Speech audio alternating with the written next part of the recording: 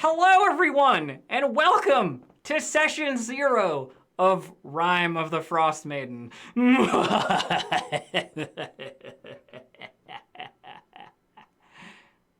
Okay. I don't like this. Just setting the tone. Yeah.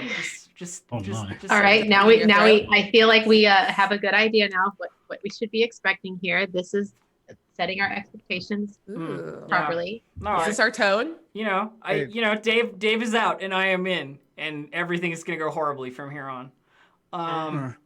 But today is about making characters, and I'm sure that the four of you have been thinking over the course of this week as to what character you might bring to the. Everybody's shaking their heads, and I'm not about that, but we'll figure it out during today. What? Is it just me? I thought about mine. Gabe's like, I know. Like, I have a cosplay. What do y'all do? Now, what's cosplay? Cosplay? Cosplay? I think that's it. I believe before we get into our how's everybody going vibes, that we have another giveaway today in chat, and the code is #ColdOpen. Get it? Cold open. I don't get it. I'm not sure if it's for Lost Mine or for Rime, but I'm sure TK can tell you in chat. So I will just dump it on TK.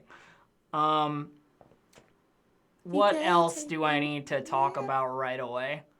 Nah, nothing really. How's everybody doing? What's new? Are you hype? Are you ready? So hype. I'm hecka hype. I'm pumped.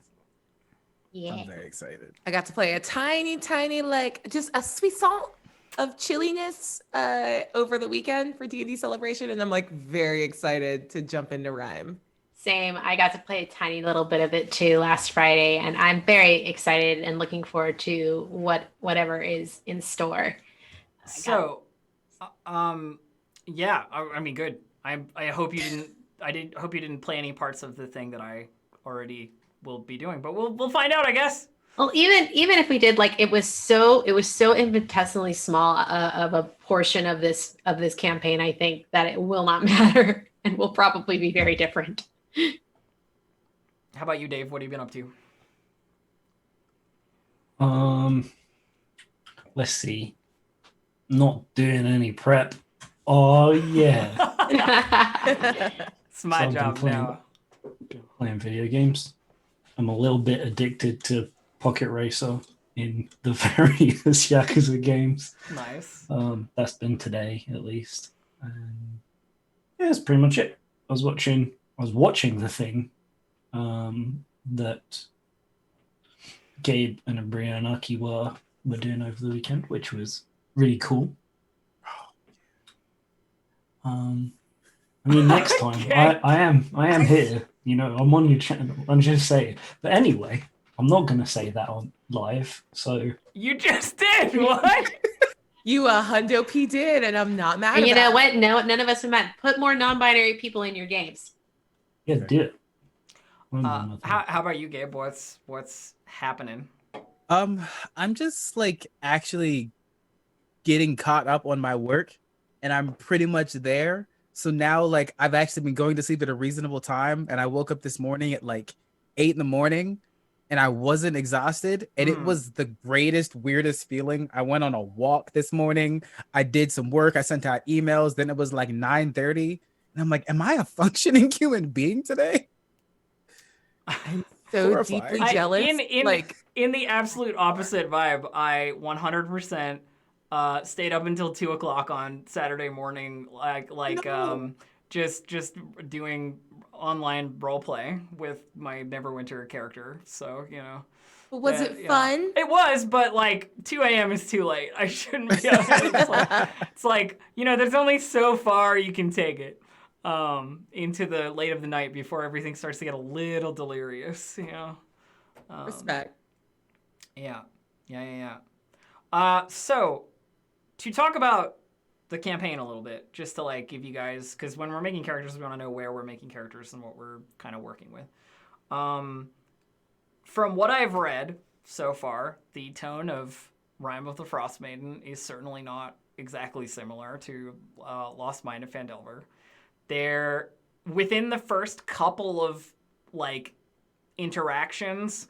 There's reference of like human sacrifice and like, you know, that kind of stuff comes up like fairly. It's a harsh, cold, dark environment of like survival. You know? I get it. I'm from LA.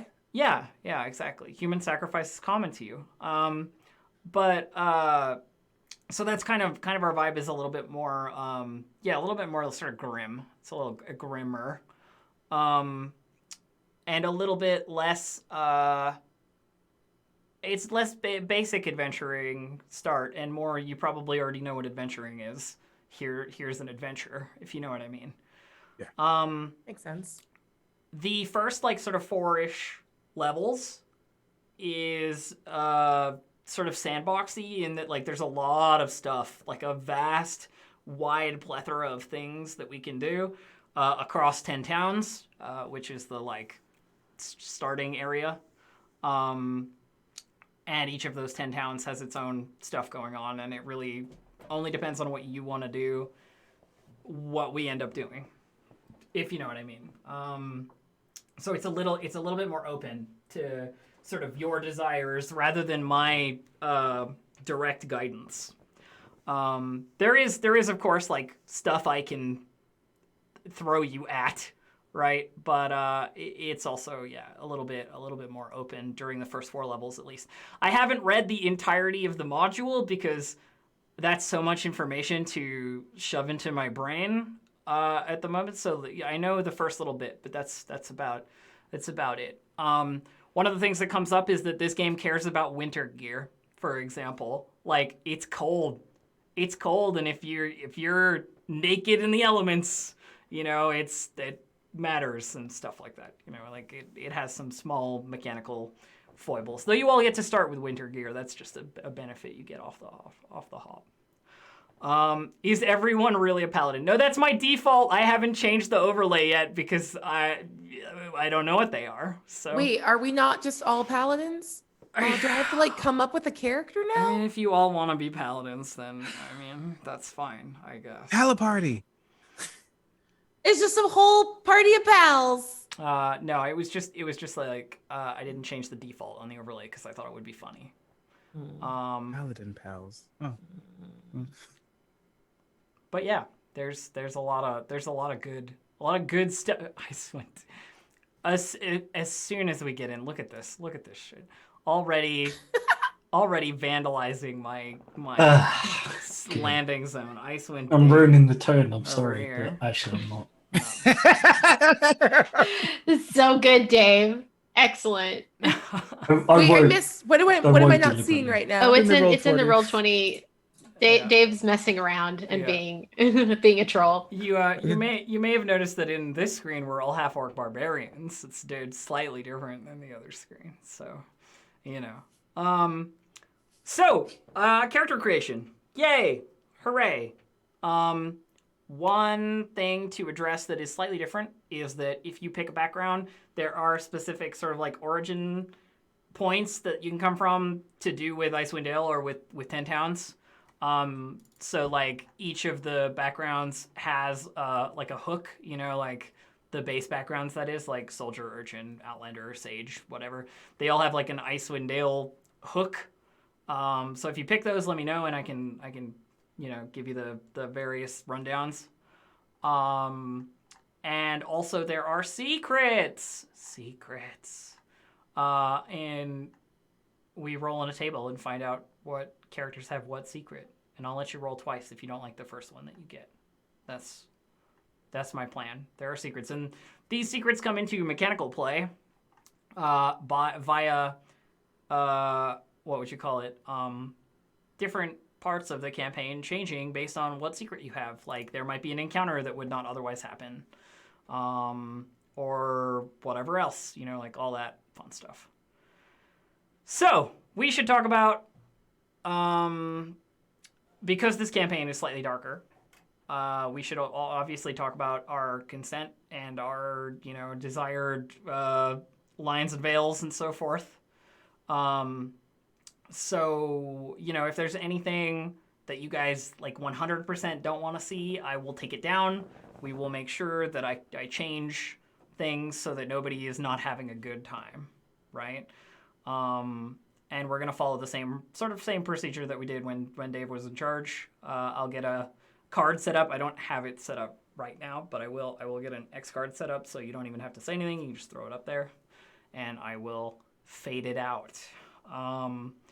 But if we want to talk about specific stuff we don't want to see, I think now is probably a good time to do that, and then we can jump directly into character creation right after that.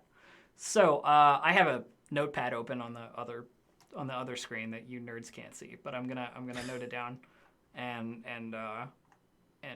keep that, and then put it into a document later. Does anybody want to anybody got any very obvious definitely nots or anything like that?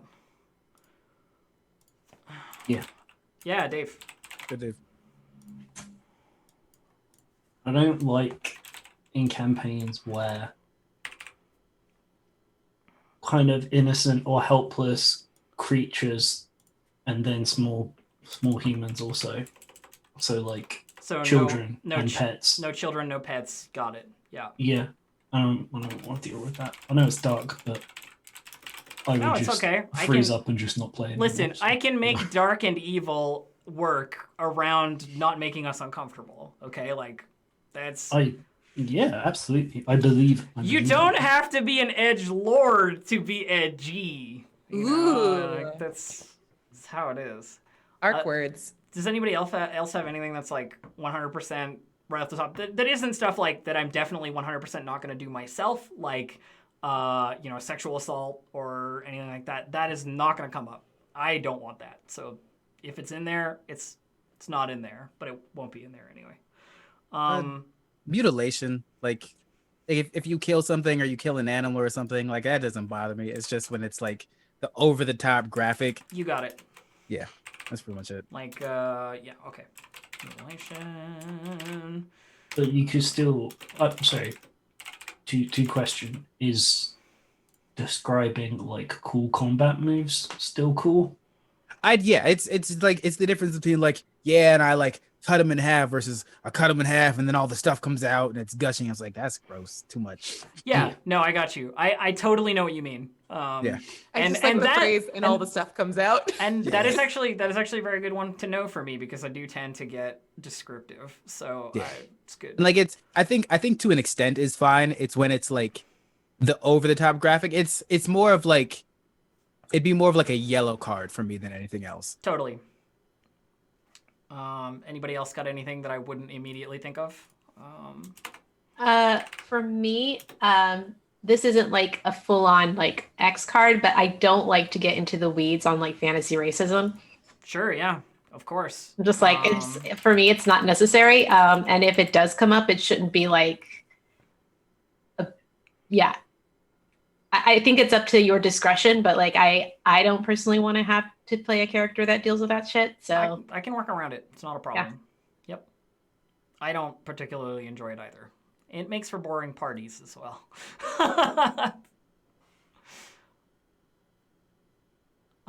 Anything further? And of course, you can always add to this as we go if there's something that happens or something that you don't like.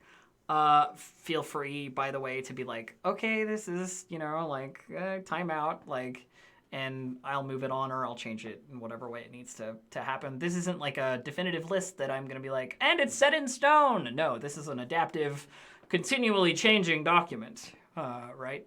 I know that last campaign somebody said something about, spiders is coming up. Somebody said something about spiders last game being kind of a nasty point. So I have a thing. Okay, I don't like spiders. I don't have a problem with them being in a game. I will accept spiders. You will just hear me always refer to them instead as spooters in order to kind of give myself some distance from my fear of them. I am happy to kill spiders and happy to encounter them. All right, just wanted to check because I know it was discussed last game and we're the same group, so. Sort of. Anything else? Anything else? You're still here. You're a sick part of the group. don't know. I'm sorry. What? I don't know what I'm What? talking about. What, Dave? It was the same group, and I was like, well, it kind of wasn't the same group, but Well, also yeah, it kind of still was. I just didn't want to, and then I just was awkward about it. I'm sorry. Okay. Well, that's yeah. Sounds good.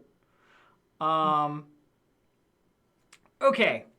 So I think unless any, you guys have been really graffitiing my banner here. I have no idea what you're talking That's about. not me. Abri and I are innocent. Thank you. This is Yep. Dave and Aki.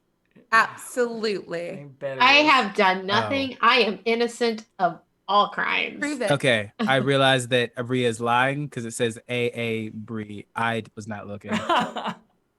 It says Got it. Abria the Frostmaiden, and it has always said that. Wow. Icewind Dale is a wonderful module.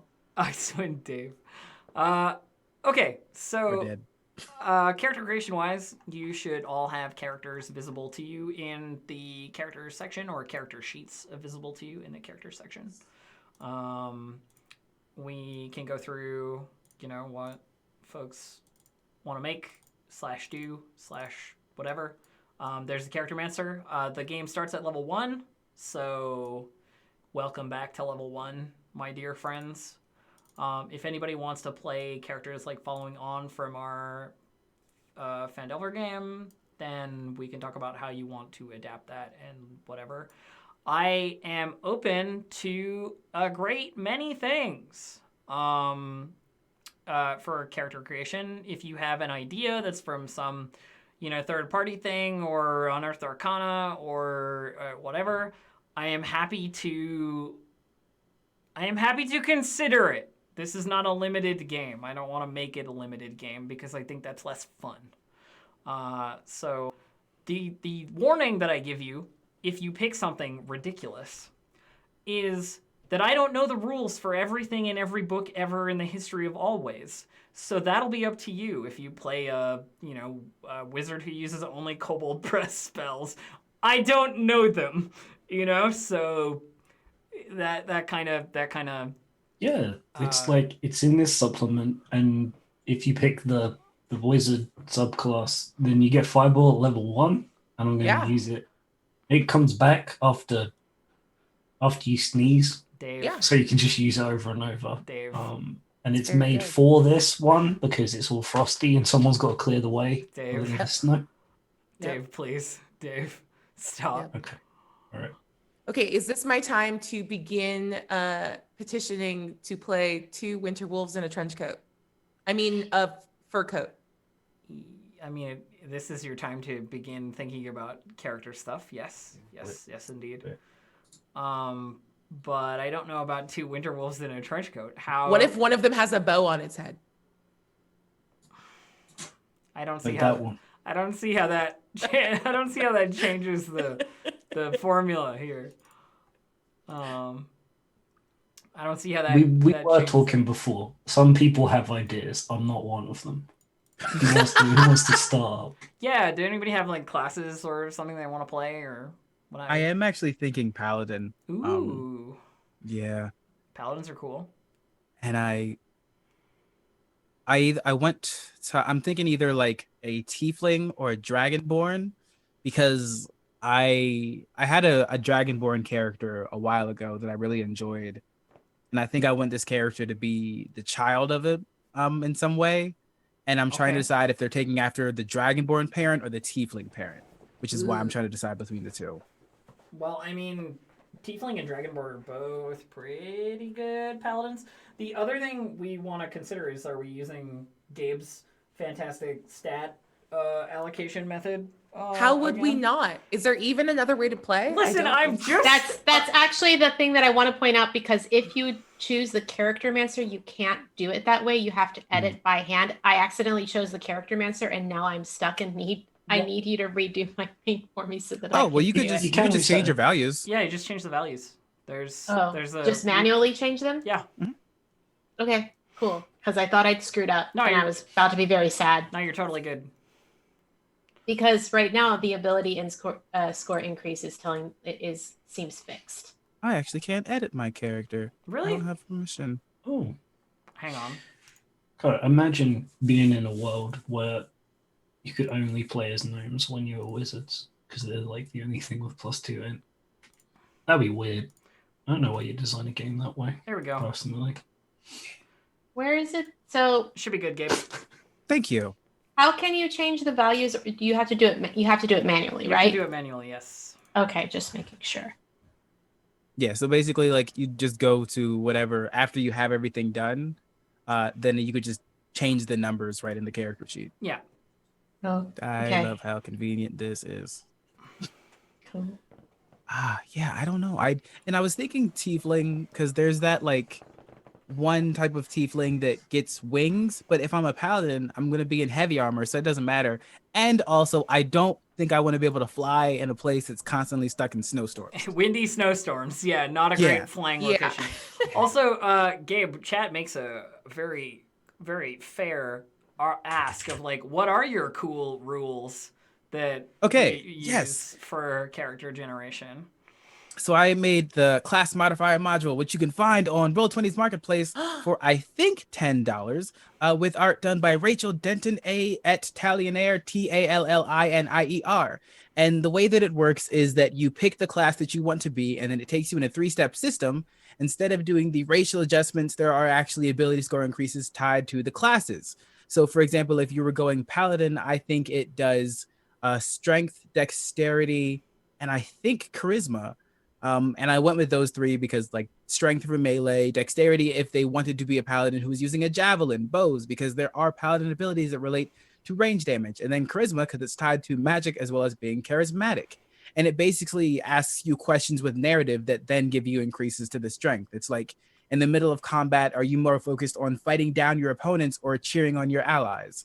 And then it would be +1 to strength or +1 to charisma. And I did it that way just to make it more narrative, as well as help potentially new players figure out who they want their character to be by answering questions, and then experienced players to maybe have a question they'd never considered before. Like one thing that I asked from monks is, what is their fighting style like? Do they fight with hands, feet? Do they literally just headbutt their way to victory?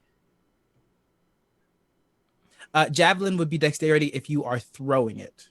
Or maybe not. No, it would be strength, I think. It would be strength. You could can still choose. use dexterity though. Yeah, Yes. I think You can Okay, pick. so yeah, that's why, because you could choose with that thing, or if you wanted to do a finesse weapon, for example, because I have seen people play dexterity-based paladins. So, Makes sense. so something I'm considering, just because everybody's already thinking about their characters and stuff, the secrets can be rather effective to the character.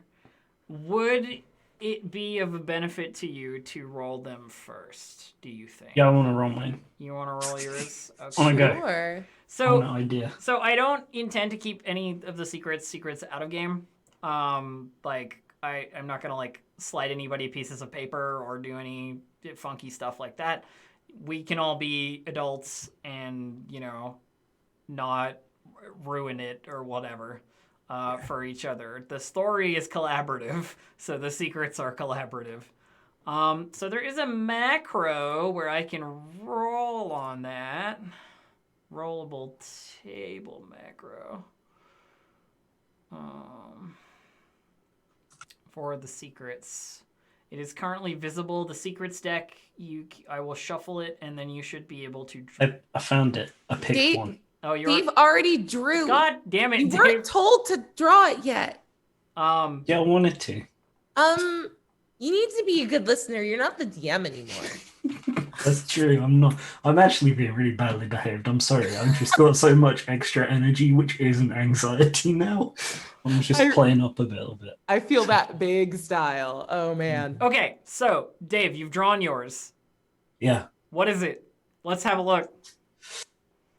I'm apparently a slard host. I got a frog demon tadpole egg in me that if I don't get it out is gonna burst out and use me for nutrients. Sounds great. Let me find that one so I can Not show good. show chat the slad host secret. Here it is.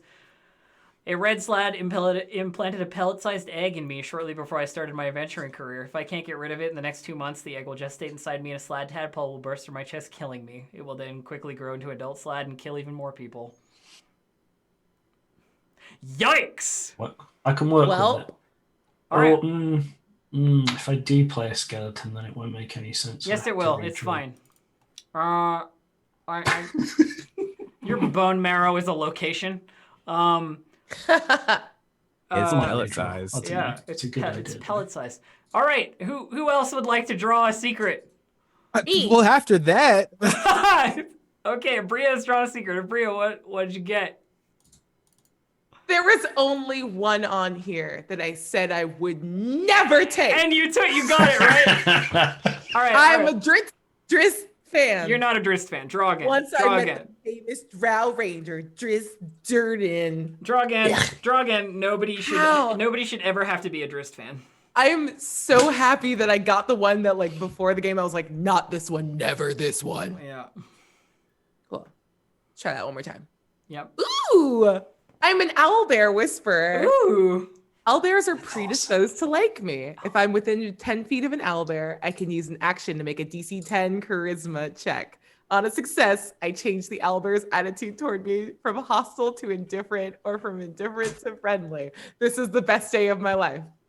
There you go. Owlbear Whisperer. Wonderful. All right, who's next? Gabe, Aki? Go, Gabe, go. okay. I'm scared.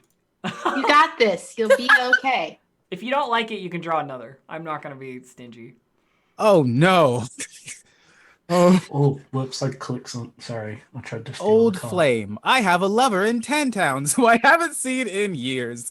At any time outside of combat, I can decide who the lover is by choosing an NPC that I can see. Once I make this choice, I can't change it. The Old Flame is friendly and helpful toward me, even if our past is checkered. Isn't that a fun possible secret? I don't know who your Old Flame is. It doesn't No, tell Dave. me. It is up to you. I'm excited. we've mentioned that Drizzt exists in this setting. No!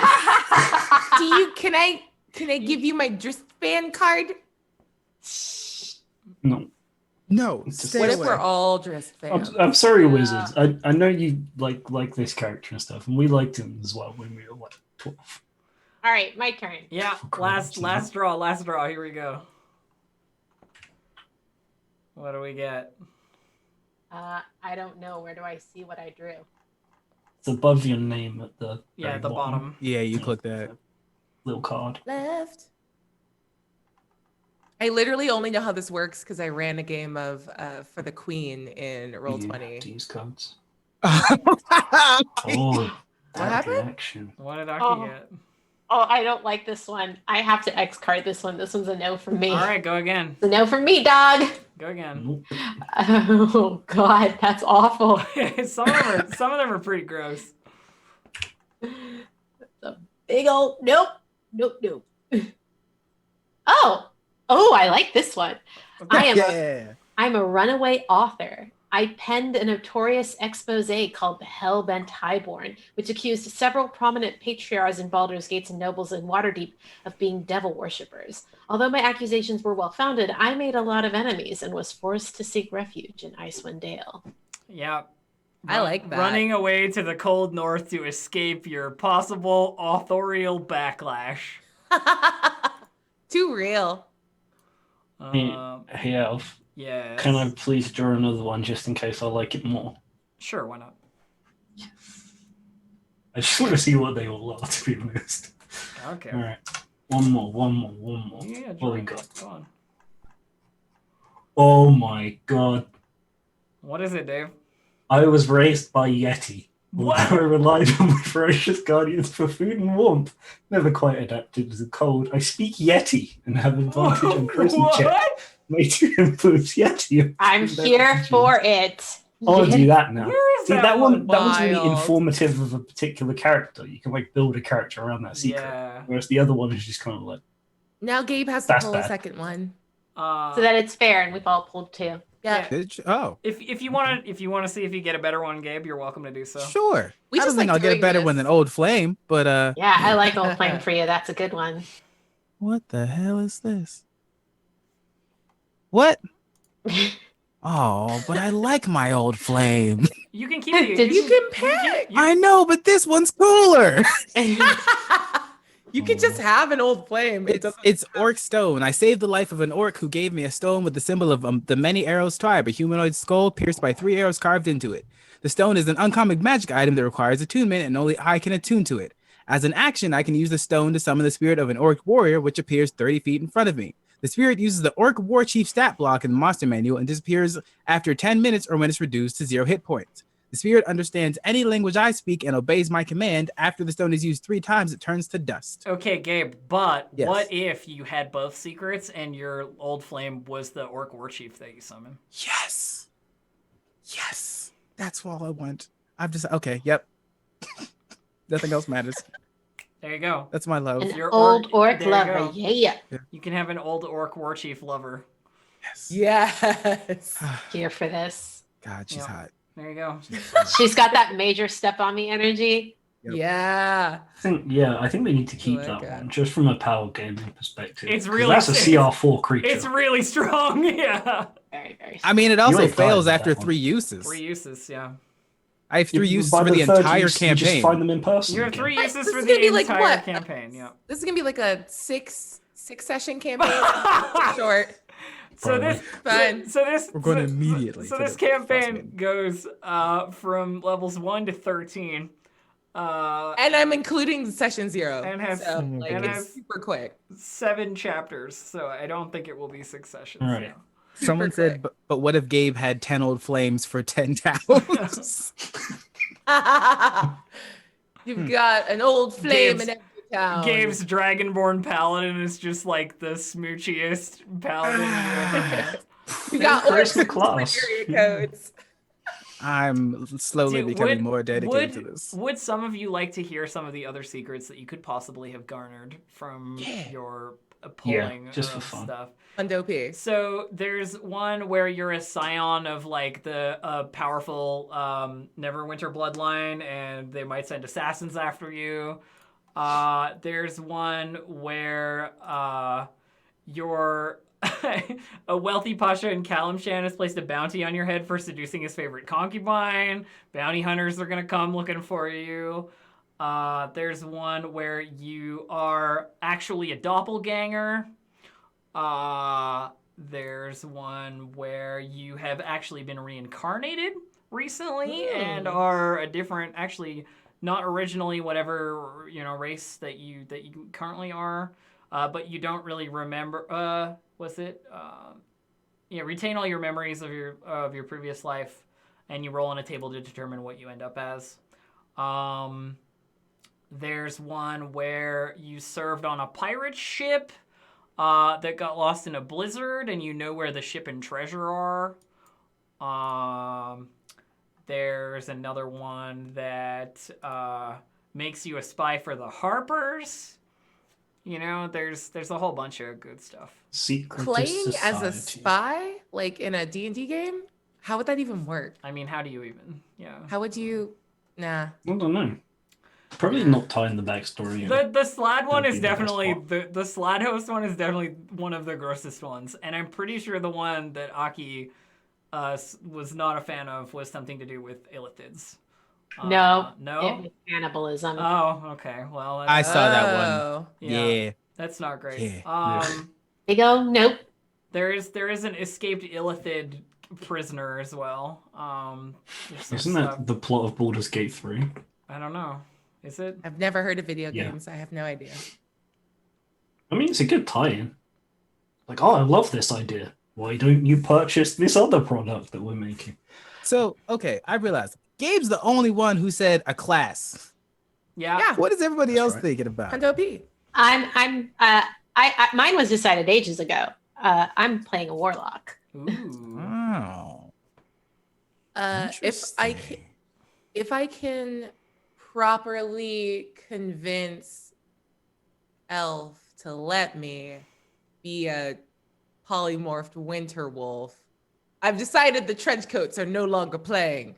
New plan. I want to be a polymorphed winter wolf that's now a Goliath storm sorcerer. Yeah, totally. That's great. I wanna do love it. that. If you Polymorphed. said no to that, then I would be kind from the Polymorphed last campaign. background Goliath Storm Sorcerer sounds fucking awesome. Can you speak? Yeah, I mean, they've been polymorphed. They can speak. Okay. Here's the thing I really want, though. If an anti-magic field comes into play late game, I would Gosh! like to turn back into a winter wolf Do- and just be a creature friendly to the party Do to the end of the not campaign. do not worry, Abria. I will keep in mind any possible horrible things that could happen to your polymorphid self. Don't you worry. I just feel like Kenku, where you only get to say like a single word and repeat, was not a hard enough challenge. I want to play a character where I don't get to talk anymore, and what a relief that would be for the rest of you. Polymorphed owlbear would explain owlbear friendship. I don't know. I want to be a. Be friends with Bear. No, I like I it. kinda I've wanna seen a be a- film about it. I I like kind it. of want to be an owlbear. Maybe that's what I was. How are we doing ability scores? Yeah. Do we want to roll? I would That's- love. That's I what would- I'm going to be I doing. would love rolling. to. I would love to induce the chaos that is rolling dice. What I will say is, as Dave was, I will be merciful. So if your stat line is absolutely awful, we will roll it again. Okay, how do I do this? Gabe Oh, just God. rolled. Damn. It's Gabriel. really Holy- good. That's nice. That's Holy shit, pretty that is a damn good good. stat line. That's a Yo! paladin stat line. That's Pretty pretty nice damn stats. good. We love to see it. Wait, how'd you Now do I it? have to decide what my 9 is going to be. Oh, Yeah. we You- all, Are you and we using also character love a answer? dub stat.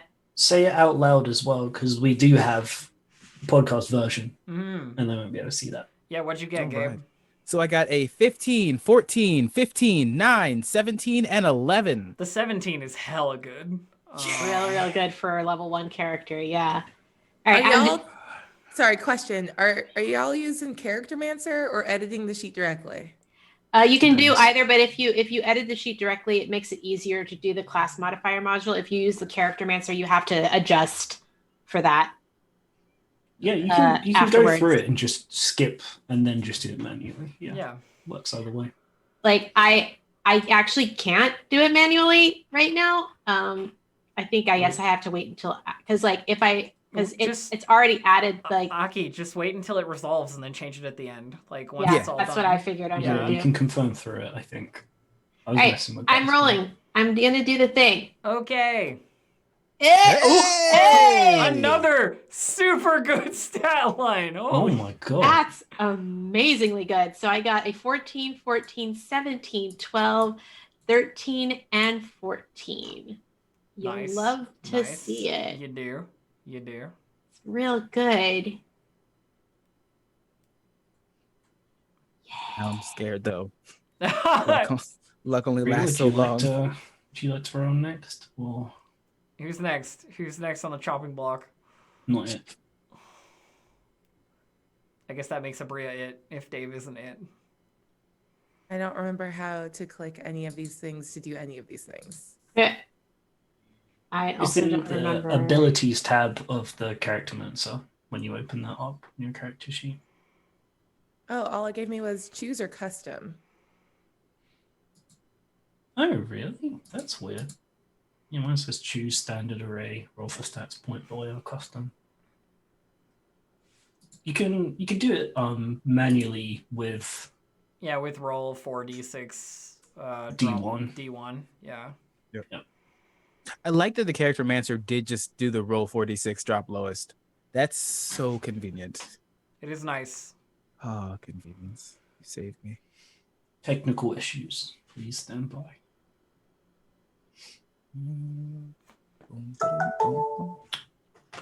I'm sorry. It's okay, Dave. It's also like not giving me any race stuff to choose from other than basic stuff. Why is my character mancer boring? I don't know because everybody else's is working. Let me just check your character sheet, I guess.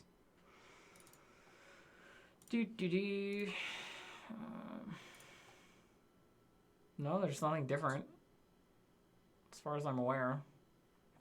Can you see mine? Like, are you able to touch my character sheet? Yes, I can see all of them. Go to my ability score method. Do you actually have a drop down that makes more sense? I do, yeah. Ah, cool. Well, mine is Bad. So let's do the here. There's roll for So- stats. I've assigned it. I don't know if you can see it, but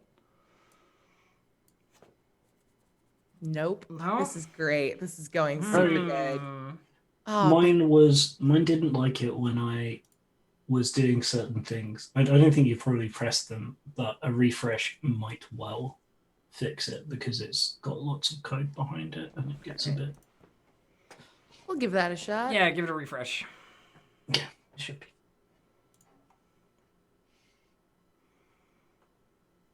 It's a complicated little. Dave, why don't you do thing, so I yours understand while it. we sit here waiting for Bria? Yeah, I guess so. If that's okay. Mm-hmm. All right, here we go. Everybody else take the good luck. I don't think that's how luck There we works. Hey, okay, good. Not as good, but Still decent. still That- decent, except for the That 6. sucks. I don't want it. It I hate does. it. It does suck. Yeah, all right. A 14 main stat? Ugh. Roll it again, Dave. Leave it out in the snow. Get a new character. Wait, is this going to be a cold campaign? No, thank you. Might be. It's... God, that's even yes! worse. Challenge mode. 8, We gotta- 6, 9, Wow. 17, 9, 8. Dump stats I everywhere. actually have an idea for Wow. this character now. Oh I my was going God. to make it a meme, and I just kind of might not now. Are you seriously going to take that stat block? Because That's Yes. amazing. All right. Yes. Dave is- that Glass is You're a cannon. hero. Yes, All I'm right. doing it. All right. My one of my favorite characters. We rolled everything was had like an 18, 2 17s. Like the lowest stat was a 12, except also had a 4. Woo. I was like 4 charisma. I'm playing a robot, and then it did. It was great. Amazing. I've got an idea. Dave's character is good at exactly one thing. Yeah. I kind of got an idea. Wild. It's really stupid.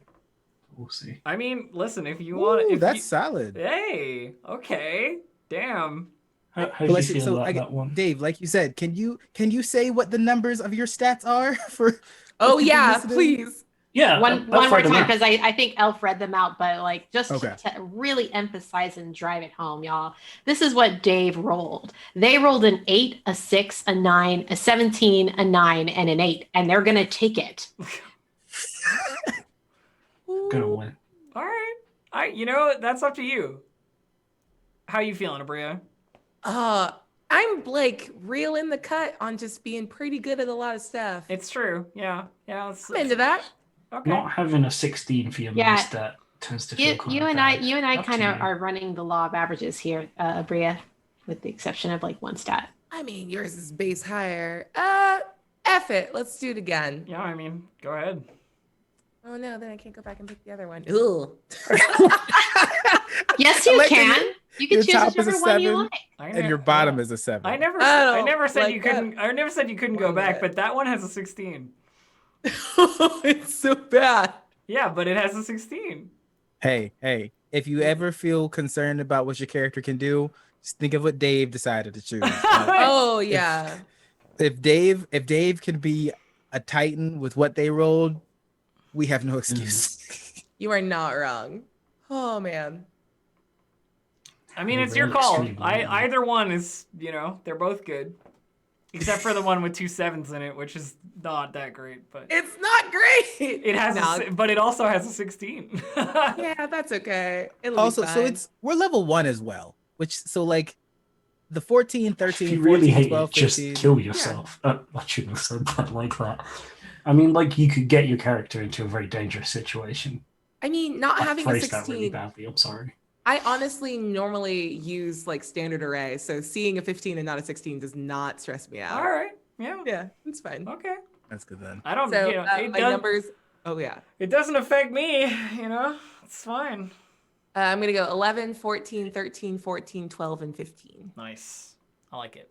All right. We have stat lines. Everybody has stat lines, which I assume you will add your various class modifiers to. Let's see. Oh, I hate this.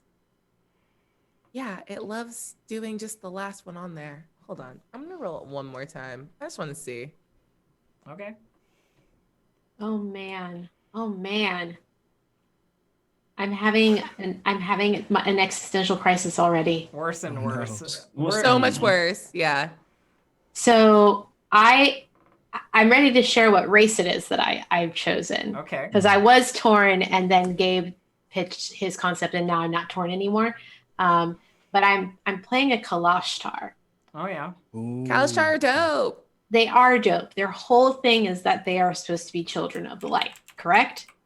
And now I'm looking at what I want my patron to be, and they have one called the Light Eater. And I'm sitting here like, do I want my warlock to be a bad boy? Do I want to lean into the fact that like they're totally going against their entire nature? Yes. And like, That's because crazy. it's crazy. So I mean, my original. I'm sorry, Gabe. I was gonna say, go ahead. Good. The immediate thing that I want to just mention is that Kalashtar are typically in Eberron, but I don't care, and you're welcome to play one. Cool. I like that concept. My original the paladin that's going to be the parent originally was a paladin of Tiamat, Whew. and then switched to Io because it was more of like a middle ground because Bahamut was too focused on good, so then they were still pulling from both sides. And I think that the kid just enjoys the Draconic Pantheon as a whole. So hell yes, I support the Light Eater. I'm trying Light Eater because I want to pick the language that would go with that. I'm trying to find the let's see. Many Light Eaters were once liches, shadow dragons, death knights, vampiric wizards, or other shadow beings. So what would be a good language for that? Mm-hmm. For undead stuff, it really depends where the undead stuff is from. Because they don't have like a unified language, you know what I mean? I might pick Draconic just because that would be fun connection to have with Gabe's character. Yeah. I mean, it's a good move and a very what would you call it, like wizardly academic language for sure. True. I'm sort of. I got an idea, but it's really stupid. Never stop saying those things about No, yourself. but it is. It's really mean. Are you gonna share it, or are you just gonna tell us it's a stupid idea before I letting us know what don't. it is? Okay, all right. So here's the pitch. All right. Because we saw that there was a reincarnated thing on there. Uh-huh. What if I play myself reincarnated into the game? No. Raised by Yeti. No. Oh god. No. Dave really said, "I'm gonna isekai into the." We're just gonna 10 get pounds. real meta. I told you it was with stupid. I know, It was but just you making sense. I know, but you won't know that it's stupid until you say it, and I agree it's stupid. Please don't. Okay, all right, fine. Aw. I don't think I have a 17 in anything, to be fair. So. I think that mean, tracks. Yeah. Nobody does. That's the point of No, that's the 17. point. Well, so okay, Dave, if you played a skeleton, it might make sense why like some of the other stats I think I suffer. might play a Like if you were if you have a low strength, maybe it's because you have literally no muscle mass and no like flesh or anything that actually work with that. And maybe you're Could be. friendly, but if you took a low charismatic stat, it's just reflective of like people see you Dave, as a bone person. if you want to play a skeleton, here is my pitch. You can Yeah. play a skeleton. Their racial bonuses are the same as being a human. That makes sense. Just because I don't want to write a skeleton thing to have to figure it out. No, that's fine. All right, I'm doing it. Okay. Those are my two ideas, and the Yeah. first one was stupid. The, so the second first one, is the first one fine. was just like a little bit too far for me. The right. personal right. self-insert into D&D, I can't get it. But I'm down for skeleton, Dave. All right, let's see. So we got a sorcerer, a warlock, and a paladin. that does seem, yeah. And then Abria, do you have any thoughts? Well, that was About- Abria's Oh, the was sorcerer, right? So Yeah. what's your move, Dave? Well, the easiest one stat class tend to be monk or rogue. Monk is not one stat. You could just not be wise. You could just do full dex and wear armor, I guess, yeah. and just don't use stunning strike ever. But it does kind of suck. You're right. Yeah. Rogue would be the better choice, or a wizard. Oh, we already have. We are a very powerfully magical focused group. If we and ever, we did just play a wizard last campaign. We did. I mean, rogue's great. Skeleton rogue, best rogue. Clickety clackety. Yeah, actually mentioning that, you don't want to write a thing. The last time I looked this up, actually, one of the racials somebody had come up with is you can use your own finger as a lockpick, and that's kind of cool. I tell you what, if you can find me the thing, I will confirm the thing. But just saying a thing exists is not good enough for me. Yeah, it's fine. But I definitely like the idea, for sure. Keep thinking about it while everyone does everything else. Okay. Has anybody got any more details they want to share, like backgrounds or anything? And remember, there's Icewind Dale specific hooks for the base backgrounds, so if you Can use y'all it- see the other backgrounds? Because I can only see Acolyte. I'm No, getting. Oh that has always been like that. It's just Acolyte for some reason. I can see all of the other ones. I'm actually. Oh, I'm probably gonna go charlatan. okay. Do you want to know the charlatan setup for Icewind Dale, or you want to? Sure. So the charlatan, your cons and deceptions nearly got the better of you. You need to disappear for a while, and Icewind Dale is the perfect place to do so. Nothing could prepare you for the cold and dark desolation, but at least there's money to be made. There it is. I posted it into the chat. Yeah. I figure that a Kalastar going way against their better nature to work for the Light Eater, I feel like that is that works for them. It's like they've kind of shucked themselves in on the deep end of just being a liar. Not a liar, actually. They're a little bit of a Don Juan. They like to flirt. So we'll try and keep that in check as well. I'm not gonna get weird or awkward with anybody. So Yep. I'm thinking unless people want me to get weird and awkward with them, but we can check in on that later. Hey. Yeah, I'm thinking folk hero. Folk hero. Yeah. I like the idea of having come into 10 towns, and so I was reading through the background in the rhyme, and it just talks about being synonymous with heroism throughout the 10 towns. Did you save a fissure or fell into the ice? So I don't have to have already been a resident of 10 towns, and I think that's part of what stuck out to me. Nice. Yeah, Okay. definitely. You've just got some rep in 10 towns. I like that. Yeah. So now I have to figure out what the heck here's the efficiency I want. Go ahead. Here's the folk hero thing. I mean, you just said it, but there it is in another paragraph. Perfect. Yeah. Yep. Did you save a fisher who fell into the ice, scare away a yeti armed with only a fishing pole and a basket, or beat a drunk Goliath at arm wrestling? Maybe I did all three at the same time. You don't know. All three at once, simultaneously. Get away, yeti. It's just how I work. What tool proficiency? Maybe he.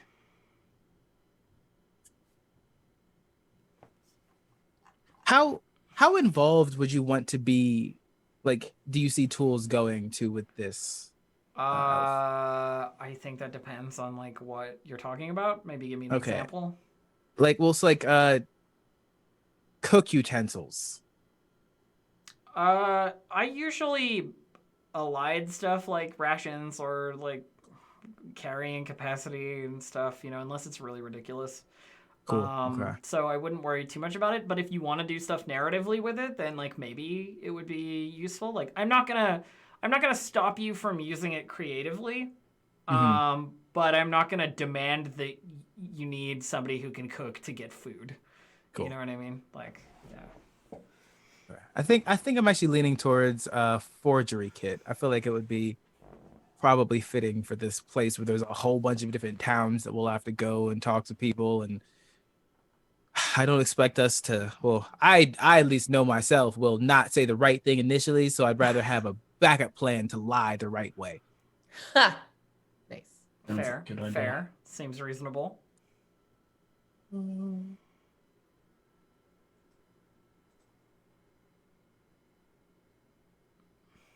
Let's see. Okay. Oh, equipment. He's definitely going to have an axe, like his daddy. An axe. My axe. And my dragonborn axe. Yes. Fourth.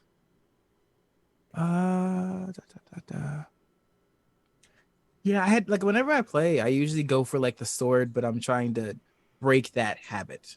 Yeah, the like uniformness of the sword must be cast aside for the axe. the slightly more jaggedy axe maneuvers. I mean, Exactly. you're allowed to be wrong. Oh, thanks, Dave. I appreciate it. Damn, Dave. Okay. I like swords. What can I say? It was part of the thing before. It was being a robot. Mm-hmm. Hey. Brad stuff. I didn't ask you. Yeah, Alexa. Yeah. Alexa got my back. Alexa said axes.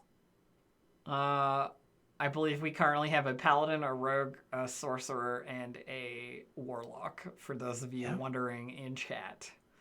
Okay. And once people figure out some more stuff, some more details they want to talk about, I'm game to hear them. Did we do another game where not a single dang one of us picked somebody who mainlines healing? Good job, us. Paladins have healing?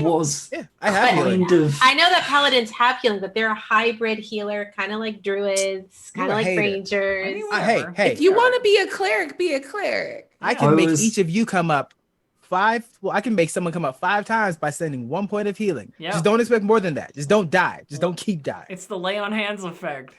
Yeah. There I you was go. kind of thinking, actually, it might be funny to play a light domain skeleton cleric. I mean, if you want to play a cleric, Has a weird juxtaposition, but yeah, you kind of do already have so much magic. I mean, Dave, you could do it. It's just I am saying nothing as to the composition of the party. That is entirely up to you. Dave, a Hey, maiden. I'm here to play, like, live dangerously. We don't need a mainline healer. We good. We got our paladin. Oh, see, now there's pressure. I retract every statement of confidence No, I it's said. okay. previously. Gabe, it's fine. Just leave them I'm all good on the at first. ground and keep smiting. It's fine. That's you know? There you Yeah. go. It's more important. That's true. Huh. They Wearing play a armor cleric of first. Auril. Okay, I mean, you can. That would be Don't. super fun if there was just one person who's like, honestly, this is fine. Cleric of like the winter domain, yeah. Yeah. I actually don't have a problem with any of this. Wait, you want to go fight her? I don't understand. What do you mean? All right, if I die, I'm coming back as a oral cleric. Ooh, priest pack or explorers pack? Ah, I always forget what's in the bags. Backpack, blanket, tinderbox. Okay, so elf's never mind. Elf's gonna do that. I don't know why I was what gonna am I ask. gonna do, Gabe? I was thinking, should we be concerned about freezing to death? Probably. I mean, the campaign cares about it. Yeah, but I'm not worried about the campaign. I'm worried about you. Ha! I might That's a yes. I might care about it. All right, cool. But you I'm start keeping that you tinderbox. you actually start with some winter gear as well. One of the aspects of character creation is that you start with winter survival gear, cold weather clothing, some crampons, and some snowshoes. What was that second to last thing you said? Crampons. Crampons. What is that? A crampon is a metal plate with spikes that's strapped to the sole of your boot. A creature wearing crampons can't fall prone while moving across slippery ice. Interesting. Yeah, they're That's what like they were called. cold boy cleats. Yeah, I just knew it was like foot spikes. yeah, That's cool. called crampons. So talking about backgrounds, Elf, am I okay to use the polymorphed background from Xanathar's Lost Notes to You everything sure are. I used it in a previous campaign. Yeah. It would be super mean of me to be like, no. But just the slight subversion isn't a humanoid that was transformed into an animal or monster for a while. This is a monster that's transformed and is living as a humanoid. Yep, you got it. Hey, That is fine by me. I get caltrops. Yeah. So I can do like Kevin McAllister level hijinks. Kevin McAllister. Just if we ever go home alone while we're in 10 towns, y'all, I don't I'm gonna know. be ready. Yeah. I'll work with you on that. When the bounty My hunter, favorite thing about playing a rogue is stupid traps. when So the bounty hunter fun. assassins come looking for you because of Aki's terrible literature. Yes. Hey, it was a scathing expose, I'll have you know, and very well written. It was a BuzzFeed like listicle, and you know it. Top 10 traitors in Baldur's Gate. Number 4 4. will surprise. Top 10 noble families I hate, starting with 1. Let's see. Ooh, incense. Yeah. Tail stockings would be adorable, yes. Cold winter gear for tieflings requires tail stocking. Oh, so cute. Just gotta- like a little leg warmer, Yeah, but for your tail. For your tail, yeah. Same for Dragonborn. You need tail stocking, for sure. That's real cute.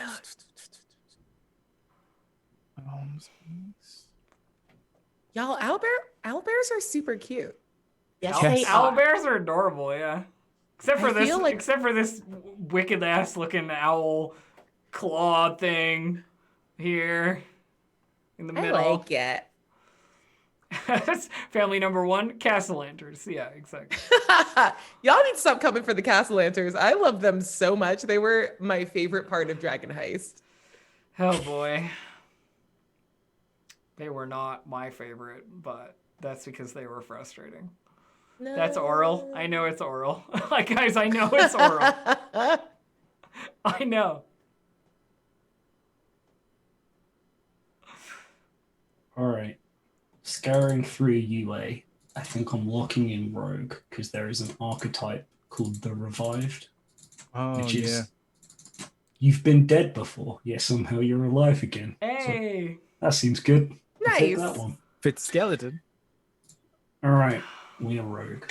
We're doing it. Rogue. Rogue. Revived Rogue. One, if I hit level 3. I Oh. almost said once. That's bold supposition.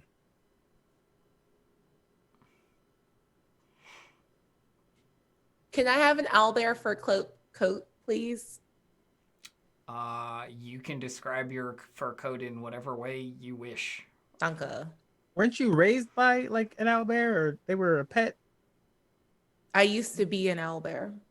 and now you're wearing the pelt of what? So what I've decided is like both me and another owlbear were like used by, I don't know, some like mid-level bad guy to attack an adventuring party. And my friend was slain and I was polymorphed by like the weird bard in the party. Oh. So I keep the fur coat of my friend as like a reminder. Oh. Sad. Yeah.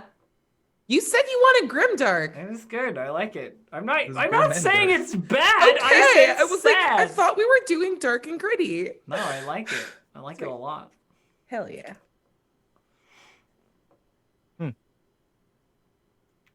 And that explains why owlbears are friends So- with me. So is it your friend that you're wearing?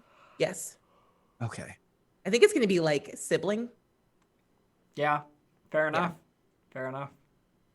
Gabe is never going to ask. It doesn't even matter what my character wants to do. That conversation is never coming up. I don't want to have that conversation. Like, so that's your brother. Okay. Okay. Remembers like almost wanting to lay on it when you weren't looking. I feel like someone that used to be mental update, do not touch fur coat. Ooh. Your brother was very soft. I feel like this isn't a good Okay, I'm just gonna go. Yeah, her name's for sure Ursula. That's got to be it. My character's name is Yeshivon. Yes, Nice. Yes. Can I get confirmed spellings of said names somewhere? Yes. Do you want us to just put them in the chat here? Sure, yeah. Or rename the character sheet once you're done or what have you. Oh, yeah, I can do that, can't I? Do not try to revive the fur coat. Leave the fur coat, please. I don't know. I feel like owlbears would be like less weird about that. Just like, Oh, yeah. I mean, it's one of those things where it's like when you think about the mentality, it's like, well, this is useful, but also a reminder. I'm not Yeah. going to leave it there. That would be stupid. and if I ever find that party, Do you keep that like biologically? Because owlbears are wizard-created creatures, aren't they? I think Made to be so, super, yes. super aggressive. So is that like still a personality trait, or I don't know. something to think about. I don't know. I've decided that Yeshivon looks like the ice giants from Thor. Like, kind of this bluish gray skin with black eyes and like blue-white hair. That's like Sweet. just very alien looking. Light Eater. Light Eater. Yeah, they would look different. You need but to because... tell me more about your patron, Aki. All right, I'll tell you about the Light Eater. When we get there. Cool. Because I'm going to need to be able to utilize them. In the I'm best excited possible way. to be playing a character. So I don't usually play darker characters like this, so we'll see how well I do. But it's a little outside my comfort zone. But we're gonna see how it goes. Y'all, owlbears hunt alone or in mated pairs. It's not a brother. No! Well, you heard it here first. It's I not a made brother. it worse. Yeah. Oh, we're a pretty lovelorn group because my character, I've decided that they'll like I said, they'll just flirt with anybody.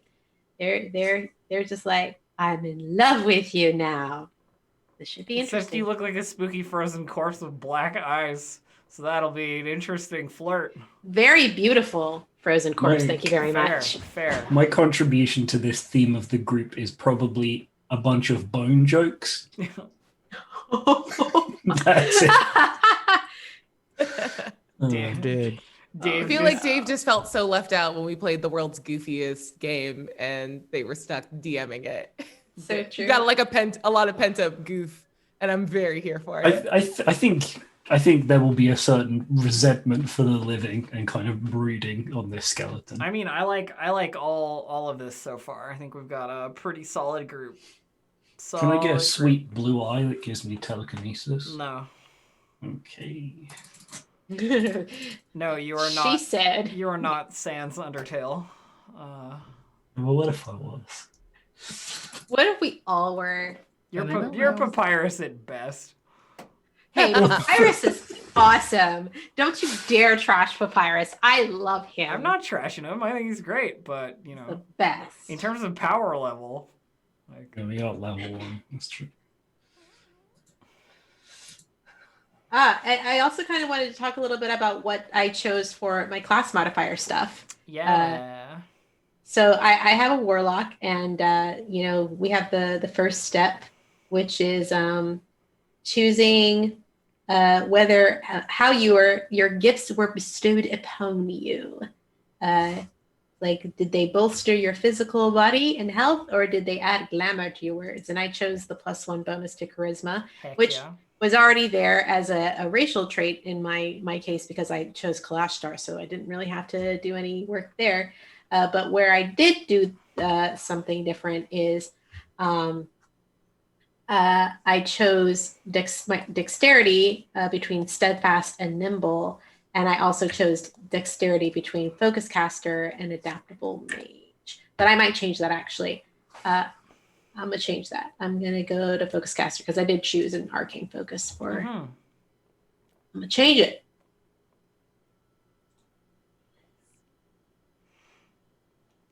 So now my charisma is 19.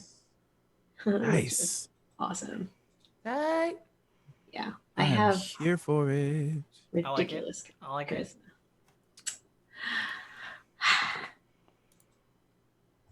All right. I went for my class stuff.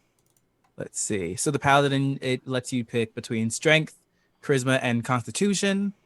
The first thing that asks was, were you training your body to be stronger, or were you training your body to be more resistant and focused on stamina? I ended up with going like physically strong for the strength bonus. Then the next choice was about how do they act on the battlefield? Do they act with bold action, or do they focus on like leadership, which is strength versus charisma? And I went with strength in that sense again, because I think this character has a large emphasis on being able to protect himself, Mm-hmm. and then that's going to probably start extending to other people. Buff boy. Yeah. And then the last one was with the dedication of the oath, do you focus on the otherworldly glamour on your person, or like enhancing your own body with a magical sense? So like the constitution or charisma. And I ended up going with charisma because I want him to be a bit more personable. Yeah. Nice. I'm looking at your stat spread and it looks pretty nice. Yeah. It looks pretty good. Yeah, that's a good balance. Don't look at dexterity. I'm not looking at dexterity 100%. Okay, good. Hey, I'm sorry. I have just another question. How do I access the modifier I module? got you. Gabe No. has got you. No.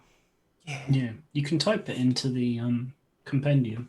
You just put class. And it will modifier. come up actually, yeah. Yeah.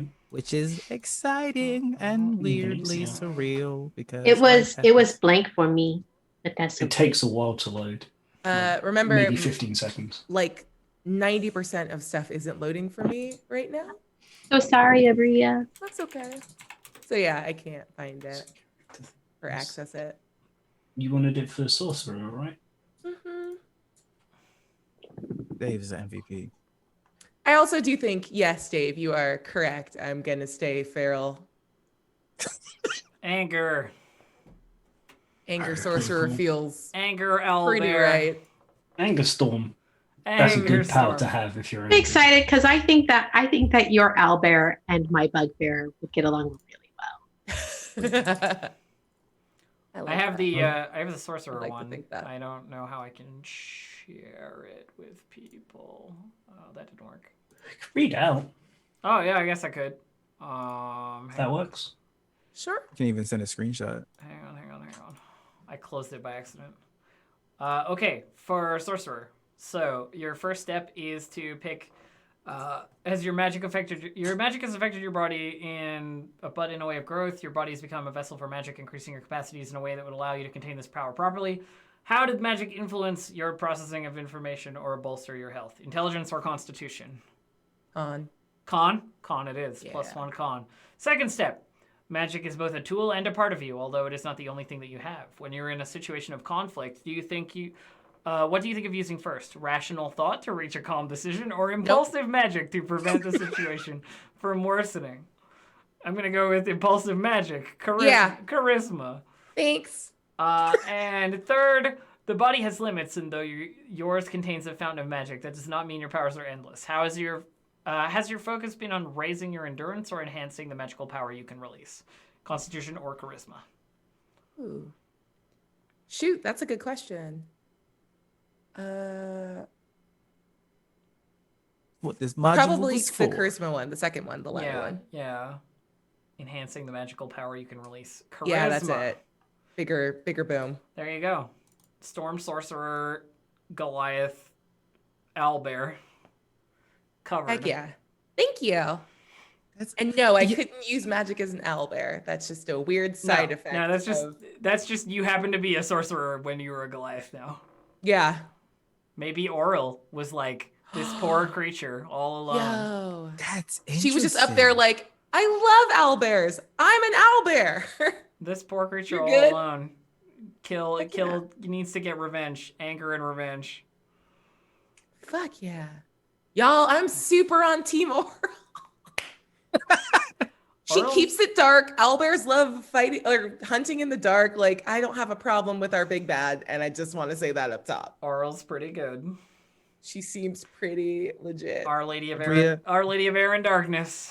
Please do not in our session 0 start plotting with Elf of like, how do I like make Auril Elf, win at some over? point, when Auril shows up, I would like to come in with a different character and hand off Ursula. I'm going to change her name from Ursula to Bursa because now it's going to be a mix of Bubo, which is the genus for snow elves, and Ursus, which is the genus for polar bears, and mush them together because they're a mixture of a snowy owl and a polar bear. And you can have it as a bad guy, and I'll play as something else. Sounds unless great. she's gone Perfect. through I change. I promise nothing, and we will find out what happens. Her. Is it the polar bear that's Ursus? Huh? Is that the thing? The polar bear is Ursus. That's just Bear. Yeah. Yeah. This one is Maritmus. Ursus Maritmus. I see. Very cool. I do like Ursus though. Ursus. This one's like a bear. You know, like a bear though. Yeah, I feel like there's a trivia about that. It might be a grizzly bear that's I just don't- that. I don't remember. I don't remember. I definitely know there is one, but I don't remember which one. So we are coming up on our break time. Oh, snap. What I think we will do, my dear friends, is we will take a break, and over the break, you guys can fiddle with whatever you need to keep fiddling with.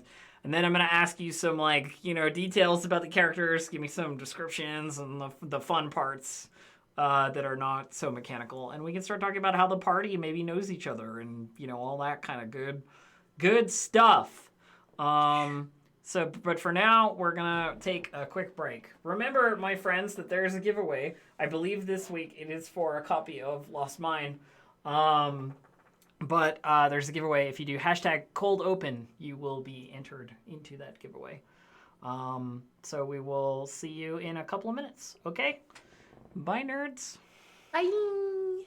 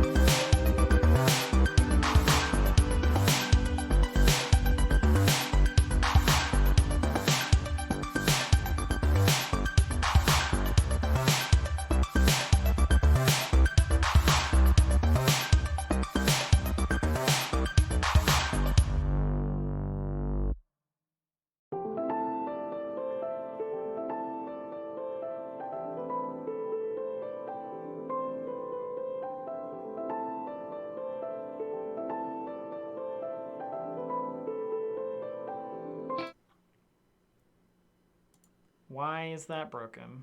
Okay. All right, all my video screens are broken. Great.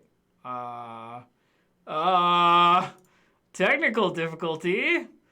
Why did it do that? Hang on. Stream, I don't know why this has changed. It doesn't usually do this.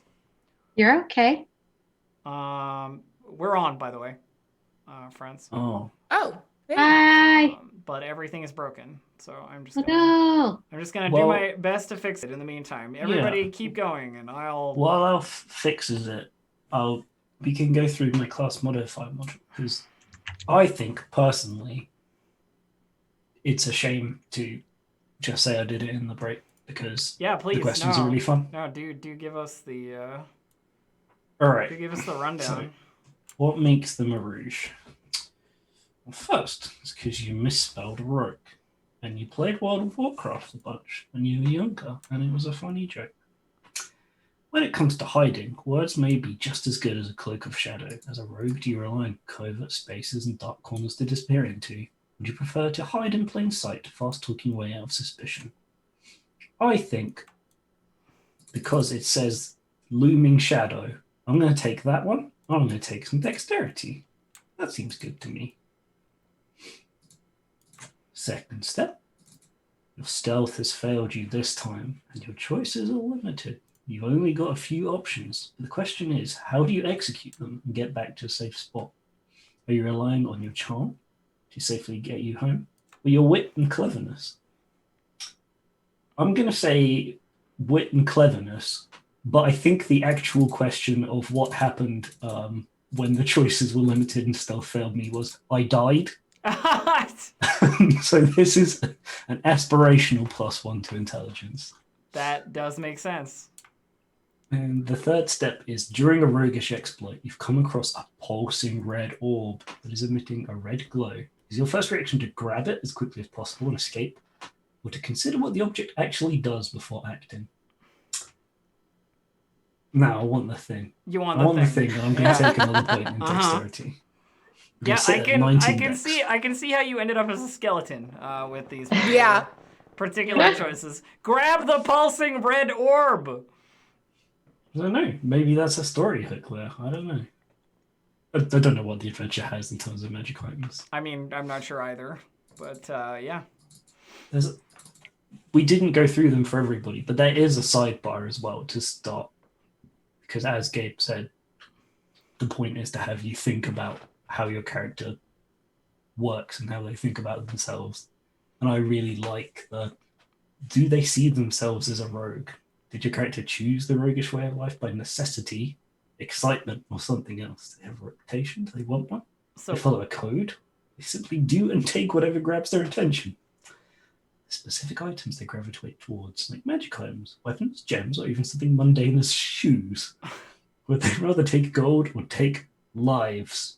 Dun, Hearts. dun, dun.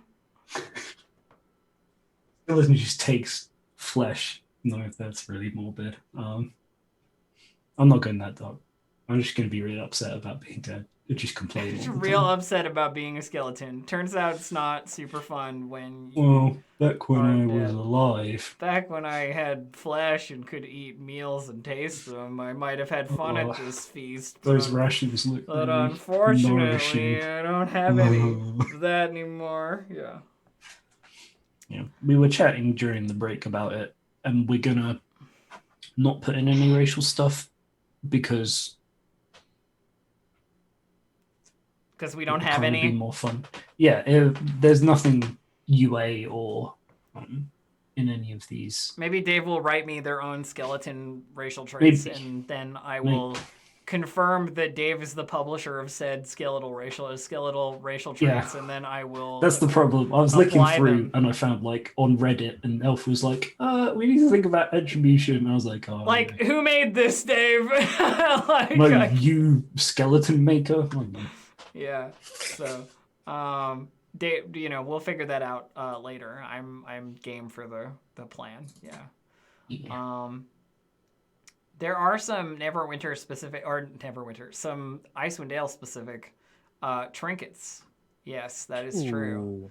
that you can acquire. This is just a tiny little bonus thing. If you would have a trinket to roll, you can roll on this other table instead, basically. If there would be a trinket that you otherwise would have. So I don't know if anybody got trinkets in their like item assignments. But there's a different. Yeah, I think the PHB in the core rules says like everyone's allowed to take a trinket. Well, all right then. Everybody can roll on the table. I'm into it. Right. What do I roll? Getting stuff. We're getting stuff. Please don't clap into the microphone. Oh, I'm so sorry. Killing me. I'm so sorry. You're excited. I apologize to everybody for doing that terrible thing. Okay, so I need you to roll at D100 if you want to roll on the trinket table. I'm gonna roll probably like a 72. That's a 4. So you have a small wooden figurine of a yawning walrus painted in red and black. Sick. And then on the other end of the spectrum. And then at 98, Aki has a dark blue scarf that gets lighter in shade the higher the altitude of the wearer. Nice. That's cool. That's really cool. And then I'm in the middle. Abria has a sewing box that smells of old wood and has 3 spools of blue thread inside. What the? Ugh. What is You've sewing? You've got the like Dave? extra bits from that scarf Yeah. for some reason. We're gonna go for an 80. Okay. You have a beautiful silver tin that, when opened, emits the smell of rotting fish. So I have like whatever was it, stir strumming? You just got you just got some of that Finnish whatever it is, the pickled fish. You know, I am absolutely going to use that as part of rogue traps. I am. It's happening. I feel like your walrus is pretty great. You've got like your your own mini, I do. Oh, and it's yawning. Yeah, it's yawning walrus. Amazing. It's just an anchovy tin, yeah. Heraldric lutefisk cube. Yeah. Vedrus of the yawning walrus. It's Canatune all over again. Yeah. Wonderful. Just great. Oh, that's weird. Some of the other stuff that you might have been able to get, by the way, is like a fabric doll bearing an angry expression, or a brooch made from small insect encased in amber, or a small illustrated book of Northlander myths that has pages missing, for example. I don't want any of those. Cool. A figure of a polar bear made of ice that never melts. You could put that in any drink; it would never melt, and you just get a cold drink every time. God. It's the best You polar wouldn't bear. have to wait when you put soda in the fridge. It's the You best. could just be like, Yeah, just put it's your all good. Just straight out of a cupboard. Just put your never melting polar bear of ice in there. Yeah. It's like mints as well. Because wait, that's a weird reference. Glacial mints. Gonna play walruses and igloos. Yeah, yeah, definitely. Is there like a humanoid walrus race in any of the Wizards? Think products? so. The only one I can think of is the WoW one. Yeah, the Tusker. Yeah. I was thinking of it too. Yeah, I don't. So not yet, Not yet. Yeah. Dave. There are actually in the compendium stuff. I was looking through all of them, and there are some of them which include most anthropomorphized animal options Oh, cool. in there. So I can't remember which one it was. Sorry, so I can't say that off the top of my head, but it's all there. So I'm seeing 2 character sheets renamed to character names that I am acknowledging. I just don't want to rush anybody. People are still working on stuff. Like Gabe, do you have a mental image? Do you have like a description for Yes. for your boy? And can I get it? Because I would love to hear it. Yes, I do. Okay, so, he's like got draconic features. Like he does have the horns, the tail, and some scales over like his cheeks, up his arms. But the rest of him is more of like leaning into like the tiefling heritage, so much more of like a general humanoid. It's a very like half dragon aesthetic, but his abilities are leaning towards the dragonborn side. Okay. Yeah. And the scales and horns are actually white. So the draconic side is more of a white tone and color to it. But there's actually like a red from the tiefling side that's in his hair, and like still like soft earthy tones to the skin, because the tiefling was probably a blend of like leaning towards like almost a clay color. Mm-hmm. Ooh, okay. I like that. So you've got like some dragonborn / tiefling stuff going on. I kind of like that. I kinda like that. Yes. I like that. And white dragon stuff is very apropos for Icewind Dale. White dragons are well-known menaces in the region. And I may or may not have done a cosplay test of what I wanted this character to look like. Oh, great! I love earlier it. today. Yeah, I definitely Yes. want to see that. I like that. That's over it. Chat says, "Ooh, like red velvet cake." Yes, like a red velvet cake. The Yeah, character's a whole snack. yeah. Ooh, I'm writing I about love it. that. What kind of like gear do they wear? You know, like what's their outfit like? What are they sort of wearing? So his parents told him that he doesn't have to look like the strongest person in the room to be the strongest person in the room, but he has a need to look nice. So if he's not wearing his chainmail, he's probably gonna wear like a white suit to go with like the horns and such, because he wants to be classy. He's a stylish boy. Yeah. He's probably not as charming. I think any sense of charm that he has is probably accidental. So he might say the right thing and not realize it was the right thing, and then he'll end up in a party and have no idea why he's there. But he will. It's the idea of like when someone fakes it till they make it, but he's not even trying to make it. He thought that he was just going along with people because this was the right thing to do, and then he ends up in like the party of a gang and has no idea what's happening. I like him. Love it. Yep. And he does. It is the idea of like the spectrum of the draconic pantheon. Like Tiamat does a lot of bad things, but Tiamat is powerful, so sometimes he might try to channel her power when he's like cutting down foes. Bahamut might give him the guidance for figuring out how to peacefully handle a situation. So he's got kind of like a polytheist thing going on with his like paladin beliefs. Yeah. Tight. And I wanted to do more of that with a paladin. And yeah, so the Dragonborn was his father, which was a previous character that I had, who was a paladin of Tiamat, and then eventually became reformed when she came to him in his dreams and was saying some really messed up stuff. And then the Tiefling was a character that he met during his travels that essentially just didn't try to reform him, but it was like the accepting him for who he was, and then they came together and made a beautiful little danger child. Yep. Danger indeed. Danger child. You said axe as a weapon? Yeah. So the original paladin had a great axe. So this character uses a battle axe and a shield. Oh, battle axe and shield. Nice. Yeah. I like it. Dave, are you ready to give us? Name Gabe for this lovely boy. His name is Vadrux Skull. Vadrux Skull. Vadrux. I like it. Yeah. A bit of a charmer by accident.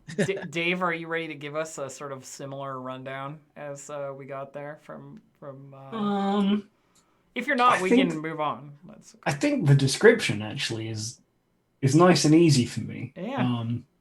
It's a skeleton wearing like ripped and kind of still barely functional leather armor.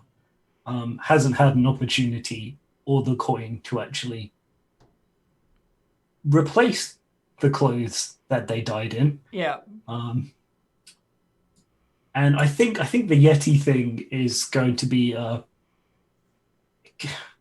kind of a petulant dismissal of society. It's like, well, I'm dead now. I can't go back to town. So I'm just going to like hang out here, and then probably nearly died again, freezing to death, and was rescued by Yetis. So I think Yeah, maybe they benefit from the not being a human technically, and so the Yeti are not immediately threatened by this weird skeleton. yeah, man. they wouldn't eat me because I don't have any meat. It's true. Yeah. But I think I made some friends there, and maybe the only partly made accoutrement is fur stuff Yeah, like and some maybe white like fur. a bone necklace or something, Mm-hmm. but not people bones. Actually, it could be some of my like vestigial bones that they help me make into Yeah. a necklace. Ones I'm just kind of not using anymore. Yeah, Because I feel like skeletons are held together with magic, not actually like you're totally right. structure. I have a question for you, Dave. Yep. What kind of skeleton are you? Because stature varies a great deal between the various choices of races in the Forgotten Realms. Like, and I'm not gonna limit you to like you could just be a human skeleton, but if you want to be a Goliath skeleton or a halfling skeleton, I'm not gonna tell you either way. I'm just saying.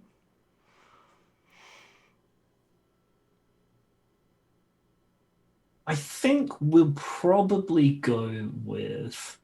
I think it might be interesting if it's an elf. An elf, yeah, like thinner, Ooh. like a little bit thinner, a little bit like. Yeah, and then there's the whole kind of the longevity of life kind of transferred over a little bit. I'm not super sure how they would have become a skeleton. I totally get it though. Yeah, it's like the length of life is still relatively.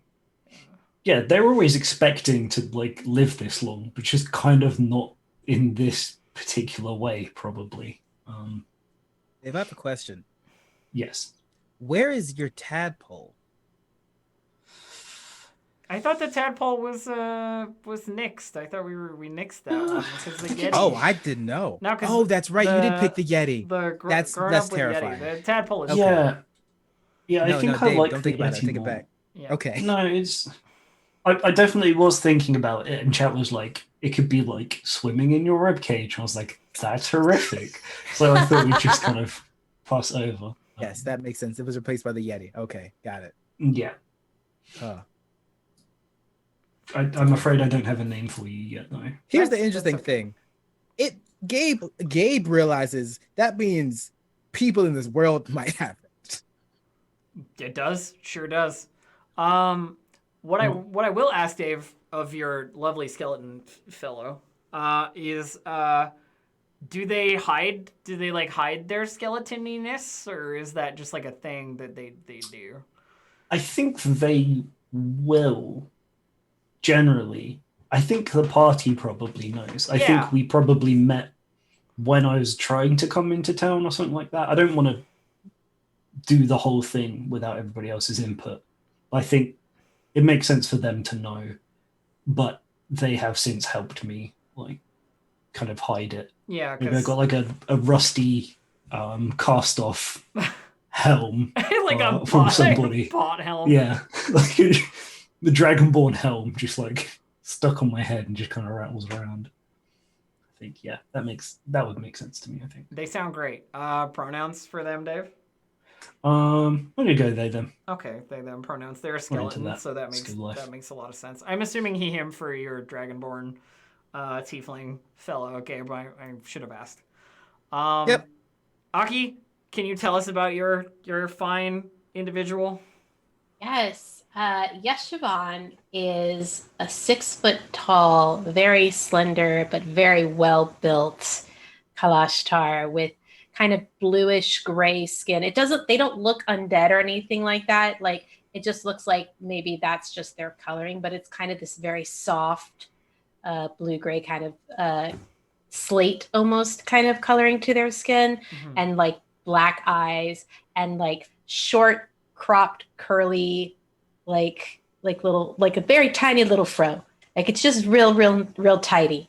And they wear like sleek black leathers, and then over that they have like a robe that they wear that's like, I've been trying to decide what color. I kind of want to go yellow because I think that would be really pretty. That is like a good juxtaposition for sure. Yeah. Like a really beautiful, like almost like brocade kind of yellow robe, like almost like a kimono-esque robe kind of deal. It's just, yeah, very, very pretty. And they're hot. They have like symmetrical features because that's a quality of the Kalashtar. Their features are symmetrical, and they're sharp. Cheekbones for days. Yeah, they're a very, very attractive young person. They're only 24. They're still kind of just getting started. Like they're seasoned, but they're not super seasoned. Mm-hmm. They've been doing this for a while, but they're still young and foolhardy and very full of themselves, I think. Lightly seasoned Kalashtar. Yeah, lightly seasoned Kalashtar. You can't eat me. Sounds good. Sounds good. I like it. Though I'm not yet. You said your warlock patron is a light eater? Yes, I am. I follow the light eater whose entire thing is to destroy the light in the world and bring more shadows from the shadow realm into the world. And that's really funny because like the Kalashtar are like beings of light, and like kind of their whole deal is a sort of preserving that light. So this is very much a pact that is in immediate contestation with like where they come from. Just so I can clarify, is the Light Eater a deity, or is the Light Eater like some greater undead, or Let's look it up. I don't know anything about like Light Eater. I have to say that I am also fairly because the way you described it was like vampires and undead. Yeah, and you witches. have made a pact with a being from the plane of shadows whose goal it is to plunge the world into unending darkness. So a being from the plane of shadows. Ooh. Yeah, you may or may not share this ambition, but you've sworn loyalty to this entity. I kind of like the idea. I happen to have an idea. Okay, great. Because the plane of shadows is also a place where other individuals from this campaign come from. Because I was thinking it's very possible that like my character entered into this pact perhaps because they were coerced or because they did something that got them into a bit of trouble, and they had to do this in order to kind of stay out of it. Perhaps they flirted with the wrong person and it got them into all kinds of, who knows.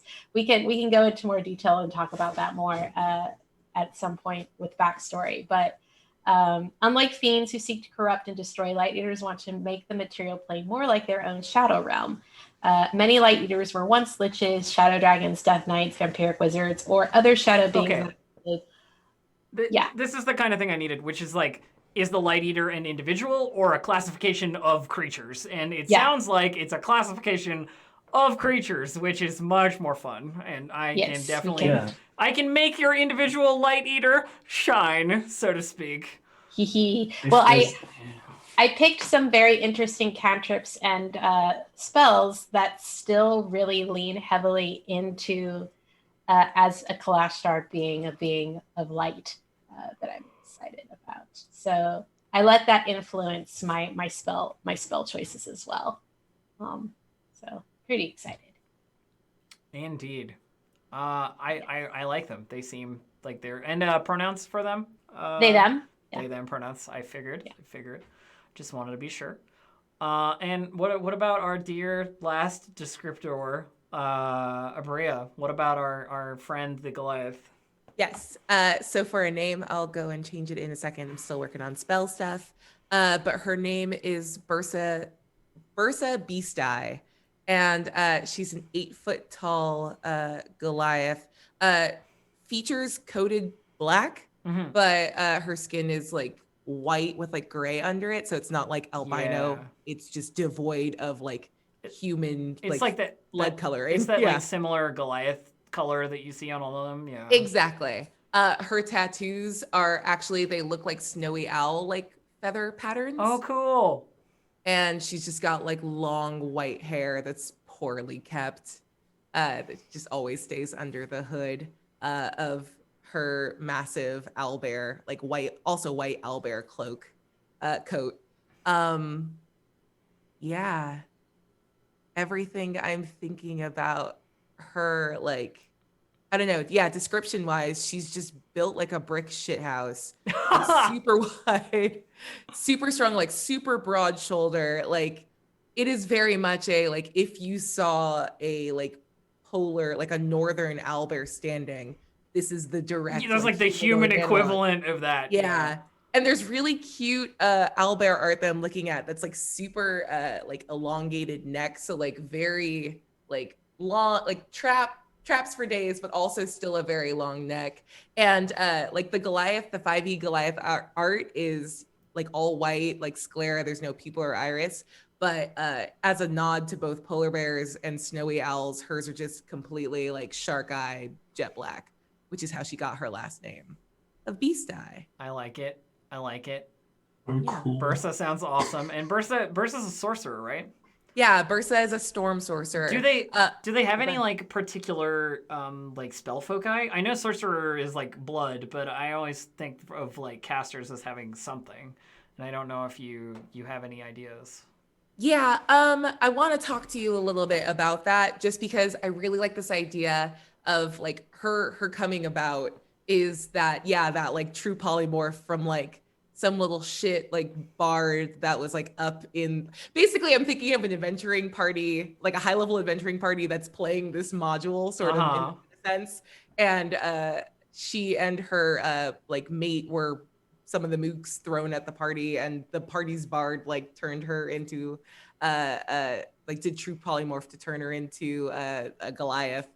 And Auril was sort of like, hey, you were here to protect me, and like owlbears are dope. So I would like for there to be like a physical focus that has something to do with like an Auril connection. Yeah, it doesn't have to be like a strong or impressive thing. I will think on it because I'm not sure exactly what I can necessarily give you in return. Yeah, it doesn't need to be like Howard like anything. I was thinking of like a little like cut gemstone that she wears around her neck that like has the aurora like sort of reflective in it, like.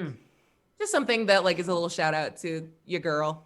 So you're like frost storm rather than the like lightning focus. Yeah. So that's definitely something I'll want to like chat with you about as far as like you can flavor it any way you want. Yeah, just like reflavoring. Yeah, like one of the cantrips I picked is Memento Mori, and you're supposed to be like a death, like it's a charisma save when you see like a horrifying vision of death. I think like her version of it is that she turns back, like the person sees the owlbear version of her. Oh yeah, like it's that way. So just reflavoring that kind of stuff will be great for describing like in play for sure. And I am open to any reflavoring. Perfect. Yeah, that's all I want is just for a flavor to like reinforce that backstory, and all of her items. I think she was able, thanks to Auril's like intervention, was able to kill the party off. So like she's got that little sewing kit from like the cleric in the party and has taken like the like basic mace that she starts with from someone else. Like so like all of her stuff is sort of a mishmash of the party she destroyed. It's just adventurer scavenging. Yep. Just a bunch of it. Do you have like a chest plate or something that's just got claw marks that you decided to keep in it? Oh my god. Yes. Like I don't want the armor bonus because I don't think sorcerers can ever touch anything that helps or protects them. But like flavor wise, absolutely. Definitely. She's got like a little like that she ripped apart and just but it's the halfling's breastplate, so you're wearing it as like a shoulder. Yeah, it's like a crop top. Who knows? A shoulder pad or something. Yeah. Crop top would be too powerful from how you described her. Yeah, and I think as far as like her personality, because you're right, I love everything from the polymorph background. I'm glad that you take it as well as I did. I think it's so good. It's so beautiful. There's even a variant feature called body horror that I feel like, I know we're not going to be like overly descriptive and disgusting, but I love this idea that like this is a pretty like horror themed campaign, and Bursa's just unfazed by it because she's already like, yeah, I got turned into a nightmare humanoid. Like, I don't care about you doing like a weird neck thing. Like, it's cool. Yeah. Anyway, I used to turn my neck like 360 degrees because I was an owl, kind of. I was about to say, can you still turn your neck slightly too far in a like really gross way? I think only in the flavor sense that when she like goes to like crack her neck before a fight, it goes too far. And it looks Yeah. like she's snapping her own neck, and everyone's like, Yeah. yeah. Horrific. Love it. She sounds great. So, yeah. Everyone's characters are so cool. Dave, And do then you, I just got do, stupid. do you have a name? You are the only nameless one currently. No, I was just listening to everyone be cool. I wasn't thinking about this stuff. So we've got Vidrux, Yeshivon, and Bursa so far. Would it be okay if you did me a favor and put that in the name at the bottom, just so it's easier for us to remember each other's names? Sorry, I was ready for Bones actually Malone? going to say Bones Malone as the joke answer. Yes. I mean, as a skeleton. Once again, we are weirdly on the same wavelength with jokes. If share you the make a one bone benzo. joke, Bursa is like it's an anatomical thing, and then we can all just be like weird body part stuff. And also, yeah, you're free to change your character name or whatever on Roll20 to your in-game name so that we can remember who is who and what is what. Smart. Elf character name generator. Here we go. Oh yeah, because you were an elf before. I don't want an elf name Chat. anymore. I want a sweet skeleton Chat, name. give us cool skeleton names, chat. Generate cool skeleton names. I don't look things up, I just make chat do it. They're all going to be puns. Yeah, but we won't be able to use any of the them. cool thing is you can do names that are just like a noun, you know what I mean, or whatever. Like there are a bunch of like cool possible nicknames. That you can Should go be like called Resentment of the Living. I love it. Boney Jones, Bonio. I mean, if you wanted resentment of the living, you could make it an acronym and call yourself Roddle. Roddle. I like it. I actually really like that. What's that mean? Resentment of the living. Oh, okay. It's also got the word rot in it, which It's good for lots of reasons. It also sounds like death rattle. Ooh. just call them I humor. don't- Just call them humor. I like that. I think that's a really cool shout, Gabe. Just kind of trying to be super edgy, and then someone was like, "Oh, this is an acronym," and then it just kind of stuck, and it's just, oh, it kind of sounds like rattle, like bones. Oh, I hate all of you. Yeah, that's pretty. Yeah, good. we'll go with rattle as just a kind of Mhm. play off of that Yeah, no, original I like that. Feels I like good. That. I like that. conversation. Rattle. Yeah. Xylophone Jones. Thanks, chat. Yeah. If it, yeah, anything that rhymes is a good skeleton name. All right, awesome. Well, so we have character names and we have character stats all figured out. That's lovely. I love it. We should talk about how the party knows each other and like what you guys want to do initially to have like made this party a party. The game starts like intro wise with what do you call it? Some stuff in 10 towns and finding out what town you need to be in and so forth. The legendary 10 towns, famous drow like Drizadord and have passed through this place, whatever, that kind of shit. And there are a couple of like little starting quests, but I'd love to talk about like how in this icy nowhere our four characters have met each other and like know each other.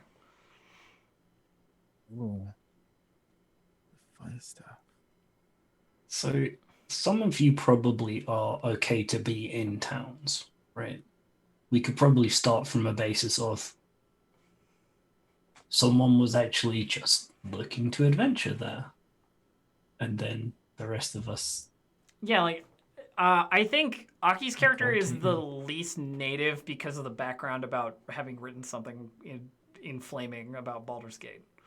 Yeah, they're a little bit on the run, maybe. I like the idea that perhaps at some point they did run into Vidrux, though, that these two have some sort of pre-established friendship with each other. friendship. I don't know. Stop flirting with me, Yeshavan. I mean, I know I'm gorgeous. I can't control it. but yeah, something along those lines. Sorry, I have to spend some time with this character to get there. It'll be fine. But yeah, I like the idea that perhaps Vadrux and Yeshavan had some sort of pre-established relationship with each other, knew each other for some reason or another that you and I can talk about at some point. Let's do it. Yeah. I like it. I would, if it's okay, Ibria.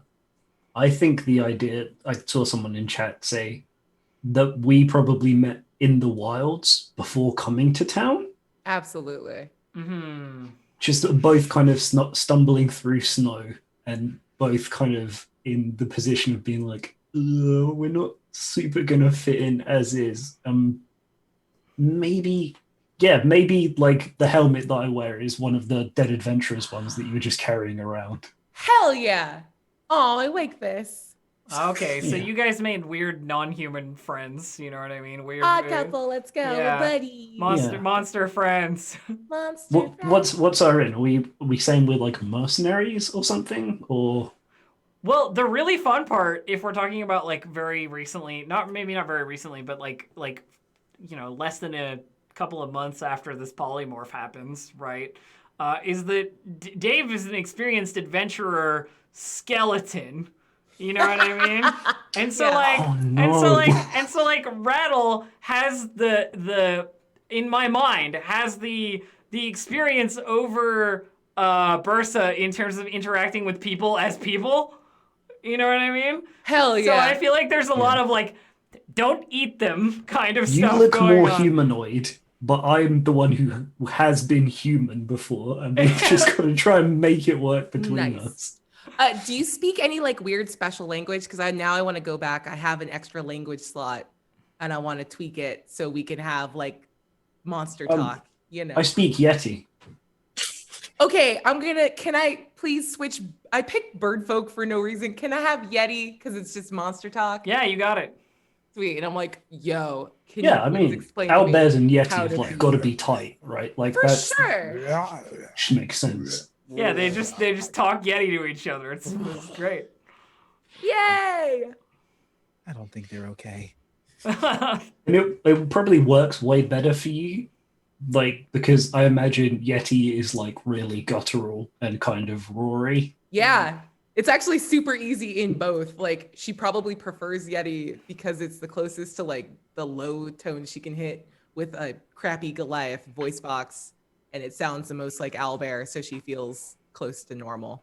Mine's probably got a weird kind of rattly like undertone to the deepness of it, I reckon. So I think Shake your I bones think we with a got some bad cool tone. stuff. You fight. That's a really cool idea. Find Dave's Rattle character is in the the avatar. ice, Rattle is the avatar. except a shitty rogue who just like got killed. Can you imagine just like walking by and you hear a rattling sound? Hey, And- hey, get me out of this! Like frozen in the snow. It'd be It's horrifying. just the skulls above the snow. The rest of the body you got to dig for. What if not even that? What if the rest of the like you pick the skull up and the rest of the body isn't even there? It's like, okay, I need to go like 30 feet that way. Like, okay. Okay, I think I see my hand over there. Yeah, just dig through it. Okay, yep, no, got it. 100%. Yep, just keep going. Amazing. Oh, shenanigans. Oh no. Yep. I really like this so- party. I so- think it's really cool. So I think like the two of you, like out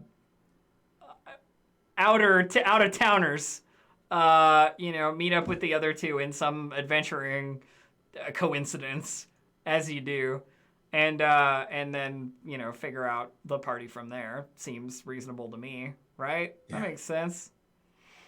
Yeah, is there like a call to adventure type thing, or So basically the thing that we need to do, like, first up is figure out what town we're starting in, because 10 towns are 10 towns.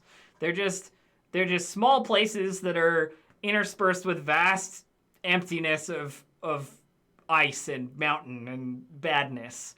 And they each have their own sort of like governance and their own sort of like leaders and stuff, and different things are happening in each of them.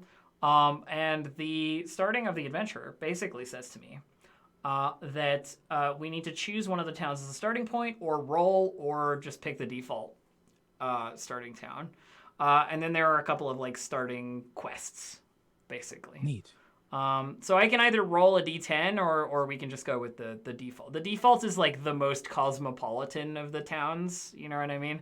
Because some of them are like, you know, we draw lots and sacrifice one of us to winter so that we don't starve, you know what I mean? Kind of stuff. And then some of them are like, it's a town, you know what I mean? Like it sort of varies. I kind of want to roll because rolling's fun. I agree. If it doesn't make sense for the characters, all right, here we go. I roll a d10. Boom. That's just a 10. I roll a d10. I roll a 9. I just wanted to do a 10 again and be like, I said 10. So Targos is the name of the town we are starting in. And I can tell you about Targos if you want, just a little bit here. Give me a snippet. So Targos is encircled by a wooden wall which helps protect the town against orcs and other threats from the wilderness. The wall extends out into the lake and creates a safe harbor for the town's boats. But now Auril's long winter has frozen the water in the harbor, and many of Targos' boats are trapped in the ice. They've got to drag their smaller vessels and stuff to get unfrozen. Usually they make their living off of the lake, but the lake is frozen, so the town is sort of like in a bad spot. Almost everything revolves around fishing here, and Auril's endless winter makes it harder, but they ice fish nonetheless.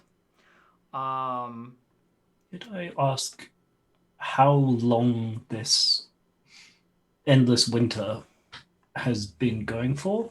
Like, when does it start? I will check for you.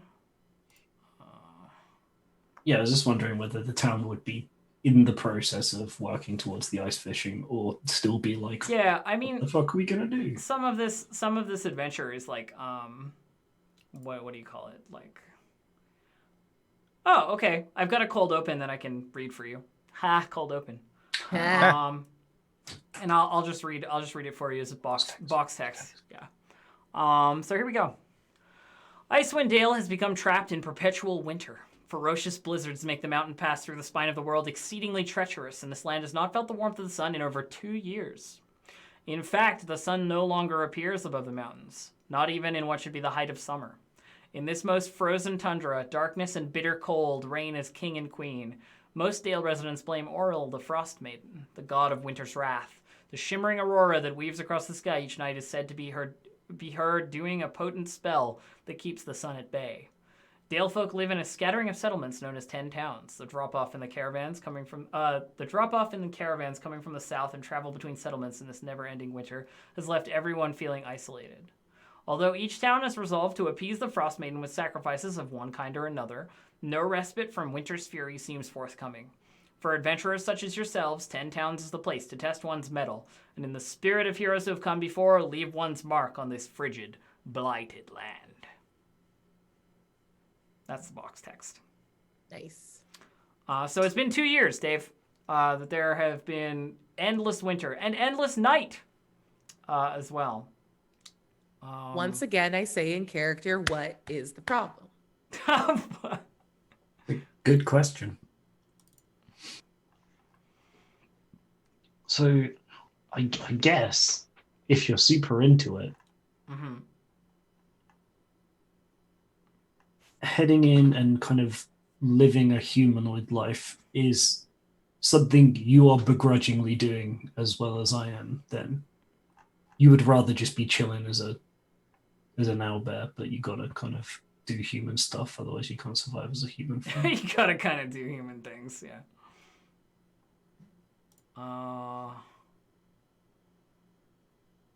So we're like, what do we do? Do we get like? I'm getting into session 1. I'm getting overexcited. I'm like, no, I'm not allowed to know what the quest is first. Yeah, I'm not gonna run you in a quest and run any quest stuff today. You know, Targos has an inn. The Luskan Arms This is the oldest public house in Targo, in the 10 towns at all, and it is in Targos. Okay. It is established. It was established a long time ago. It's sturdy walls but rotten floorboards. Drafty and cold and infested with rats. Its largest guest suite is occupied by some of the people who live there. And there is the Three Flags Sailing as well, which is a place where fishermen get, their bowls of stew and tavern stuff and rumors and what have you. So there's sort of like an inn, a tavern. There's a general store as well in the town. So it's kind of, generally available. There's some stuff that you can do. The closest nearby town other than Targos is Bryn Shander, and it is 2 hours away. Via travel over land. And that's kind of, they're all sort of around this lake kind of thing. Like a center parks. Yeah, a little bit. It's not a big town. There's like 1,000 people that live here. Yeah, that's pretty good still. Okay. Yeah, I'm curious why of the 10 towns. I think it's for sorry, I've already forgotten the character name of Bria. What was it again? Bursa.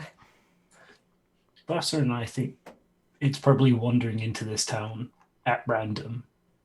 Yeah. Because I don't think there's a particular reason to go to this one over any of the others. Yeah, I mean, we can do like introduce the two duos into a into a cohesive party through a meeting at maybe the Three Flags or whatever for some delicious stew and a quick pint.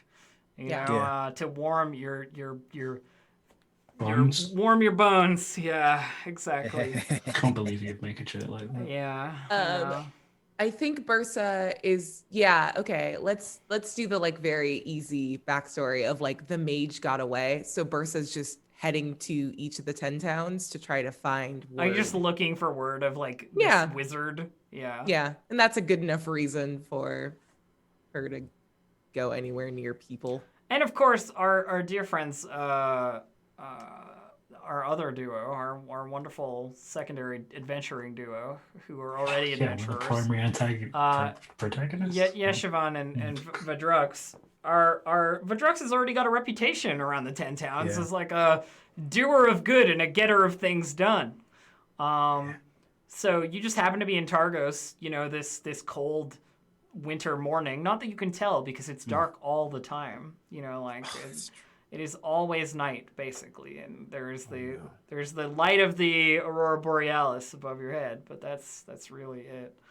So you two just happen to be there, in the Three Flags, getting yourself some stew or something, and we can just hop into a little bit of that. Like I remember with our other game, we just like preliminary role played for like half an hour.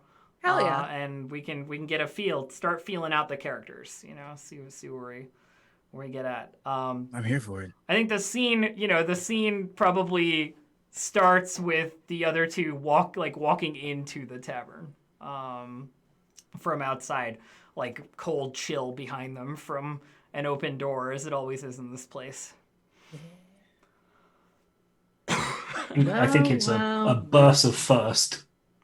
Being too big for the doorway, and I'm just kind of like behind. So the atmosphere in here is like very subdued. It's sort of like kind of dark, This is like some people who are gonna go ice fishing in their big fur coats and like winter hats and stuff, getting their morning slop before they head out, kind of vibe. Do people there kind of walk around armed, or would we be unusual for being? No, I mean, it's a dangerous place. I think a lot of people, you see a lot of like big knives, and that sort of thing. There aren't a whole lot of like, fully armed to the teeth, greatsword wielding adventurers or anything, but like it's a grim sort of place, and it's hard living, so they'll defend their bowl of slop with their big knife if you try and take it. Oh, Oh, sorry. Go ahead. I'm narrating too nope, much. go ahead. Go ahead.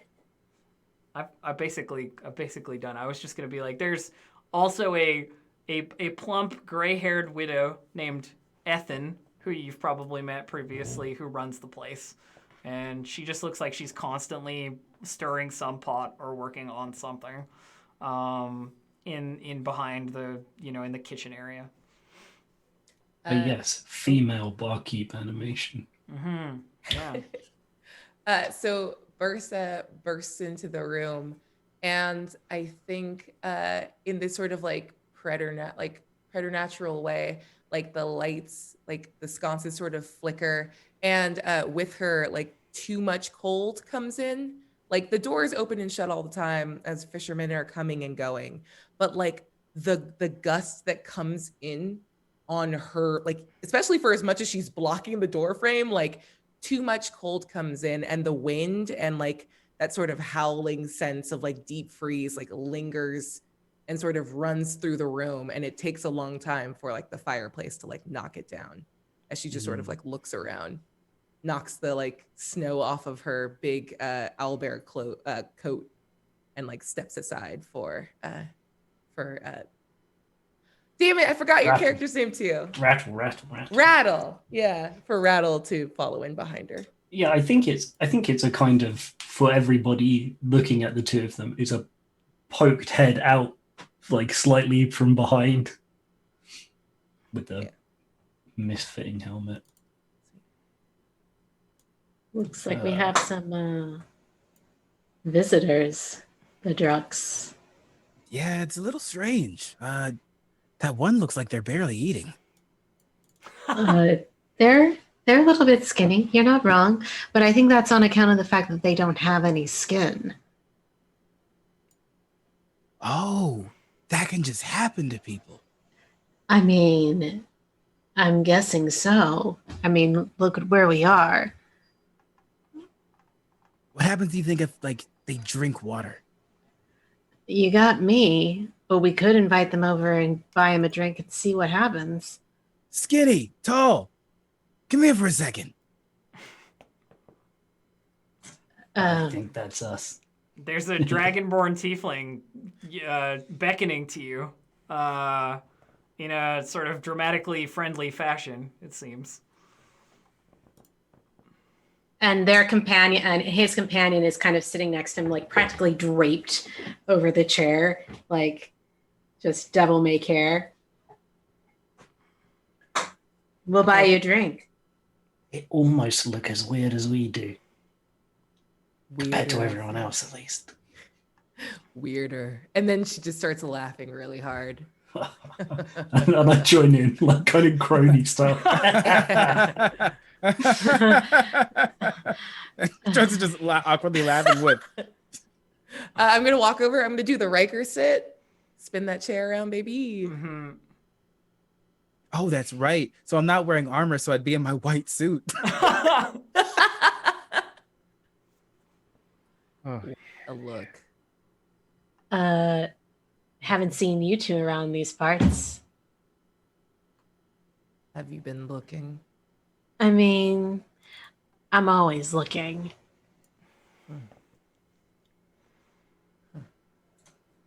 Someone in particular, or just, Can you eat people food? to That's a really... shut up? How could you tell? I thought that we thought the disguise was pretty good. What disguise? Just Got a gonna helmet and like, gloves and stuff. His like You're- neck bone, or their neck bones are like visible. Yeah. I mean, bad. you're not fully covered. And you're not wearing a coat. Like, you're one of the few people around here who doesn't seem to need one. And you can kind of see through whatever's left of your clothing there, just a little bit. The two of you hear a growl as I say to Rattle in Yeti, if you want, we can just kill them. In your cover. I look at Yeshavan. And it's not Dragonborn, it's just me growling at you. Yeah, I'll growl back and I'll be like, I'm sure you could, but we came here to make friends. with allies. Fine. Give it a chance. You'll have to excuse Vedrux. He doesn't get out much. I mean, that's not really true, but if it helps, yeah, sure, whatever. I He- mean, yes. Ugh. You're I'm- a lot. I'm Yeshvan. I'm not really from around these parts either, but I've been here for a while. This is Vedrux. He's a little bit more well known around here. By accident. He says that by accident. And honestly, having known him for a little while, I'm inclined to believe him. Known Yes. for what? So I had a throwing axe. I was throwing it out in the woods, as much woods as you can get with snow. And I accidentally axed, I don't know, it was like a gigantic dog that was attacking a child. I had no idea it was attacking a child, but I axed the giant wolf thing and then it fell over. The kid was like, thank you. And I was like, why were you out there? I almost hit you with an axe. But they were fine. Turns out that it was some important person's kid. And then I'm a hero by accident. That's spelled AXE, by the way. Oh no. Yes. I can Got it. read. What? What's the implication here? Yeah. Wow, okay. And your names are? If you don't Ursa. mind. Ursa. That's a. And she kind of snarls it out. And I think she's got, I don't know why this is a thing, but now it's a thing. She's got like silver like fangs over her canines. Nice. So That is, they just, it looks more like animalistic. That's a lovely name. Thanks. And I need an yeah. insight check. What is your deal? Yeah. Oh, we're rolling dice. Okay. Yeah. Love to roll. My deal? Me? Oops. I know nothing. I know nothing. I don't Ursa is know what deeply that confused means. by Yeshivan. Yeah, Valid. that's kind of weird behavior, even for, humanoids. Is it? I mean, you're impressive. I don't understand what's You want to arm wrestle? Oh, here we go. Yes. Let's do this. You're making friends already. So proud of you. I love it. Strong Strength, up. strength checks or athletic checks for arm wrestling. Ooh, they're the same. So Ooh. let's just do strength. Let's see how I do. No! You Wrecked. lose. You lose She- the arm wrestle. She will play for a little while to get close and just like is trying to figure out his whole deal. He is just grinning the entire time. Like it's almost as if someone is like watching a story play out and they're like, yeah, oh, really? I was good. And he's just very excited whether he's winning or losing. He's just having a whole lot of fun either way. Well, at least between the group of us, he's going to be twice as expressive to make up for me. That's because sometimes you learn how people react after they're about to die. And I just memorized it. What does Some that mean? And then it's like slams down. some random fisherman is giving you the stink eye across the room, like you're being too loud, it's too early for this shit kind of look, Just like something you see in the background of this scene happening is just a fisherman. And Yeah, turns Yeshvan with- just and Yeshvan just kind of from behind, Raul just winks. It's just like, he just like scowls at you and then goes back to eating whatever this gray porridge is that he has. that was very impressive. And what about your toothy grinned friend? What's your story? For themselves. Well, my mother, when I was born, terrible accident, forgot to make all of that for me. and now I'm a hideous monster. Oh. Hmm. Okay. Okay, that checks out. Everybody's just like, cool. Sure. Great. Wonderful. That's a story. Can we dye your Very bones? strange. What? Can we dye your bones like a different color? I Oh, feel like you would look great in red. I mean, I'd rather get stuff that covers it up. Personally, Is I that mean, I don't care okay? about these fishermen, but if we go to an actual town with people that were worth, I mean, no offense, Well, I that you're mean- presentable in front of.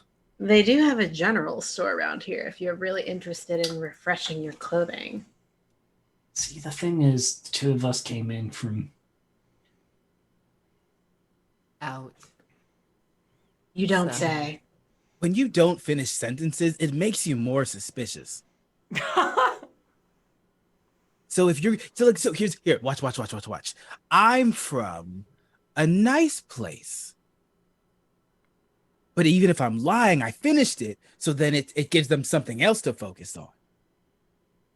Right. You always talk so much. Oh, he loves Yes. to talk. I also like to pretend to lose.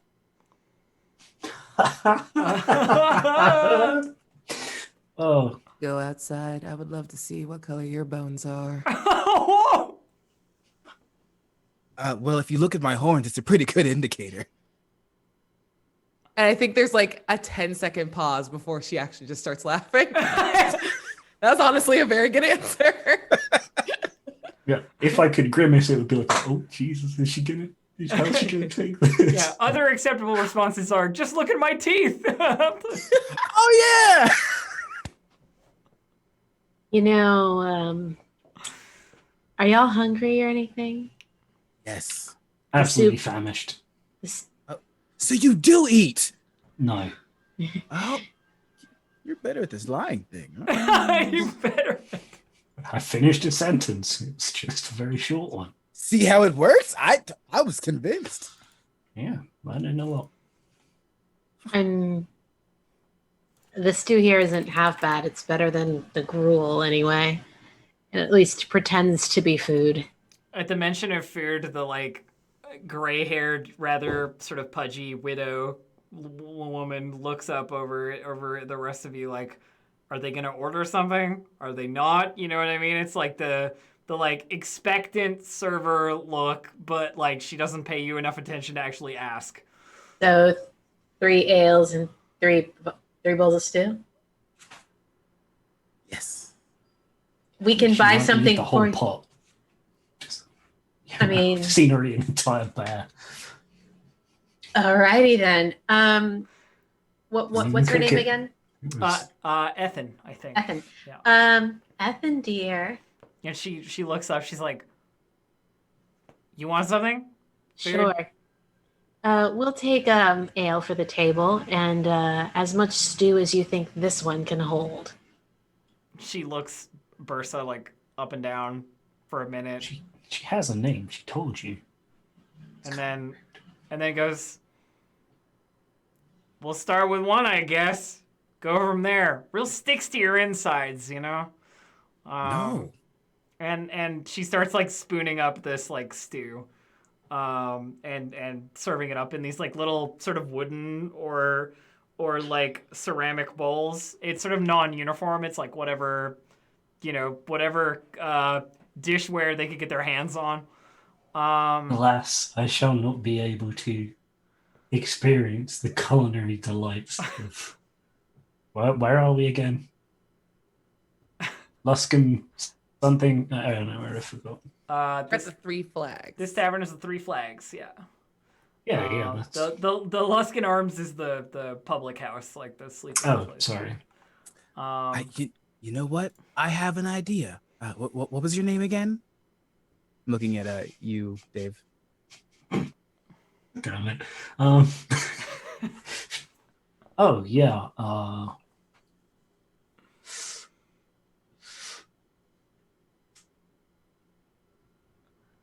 I'm not super attached to my old one. We like tossing around ideas. as we came in. Not sure which one we're going to stick with yet. How about neck? Because that's what I noticed. It's a good suggestion. I was thinking more along the lines of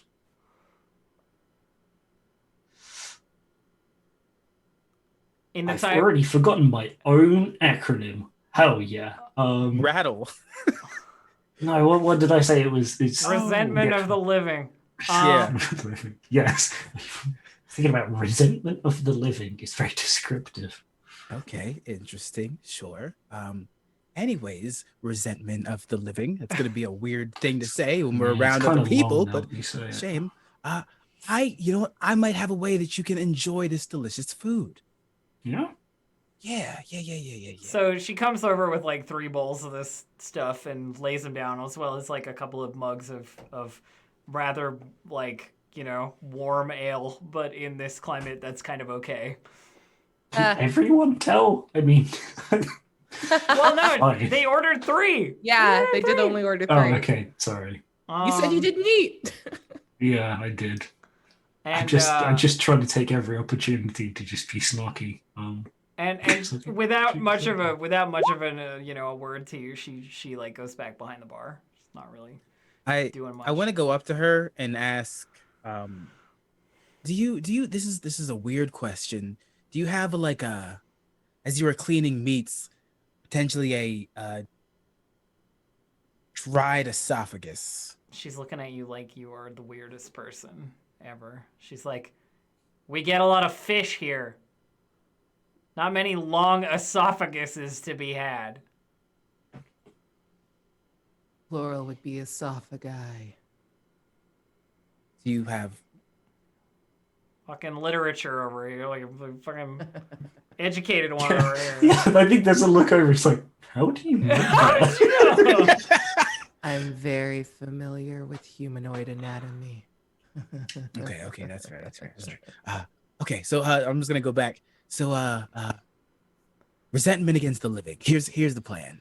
We put a water skin in where your stomach would be, and then we make a tube up to your mouth.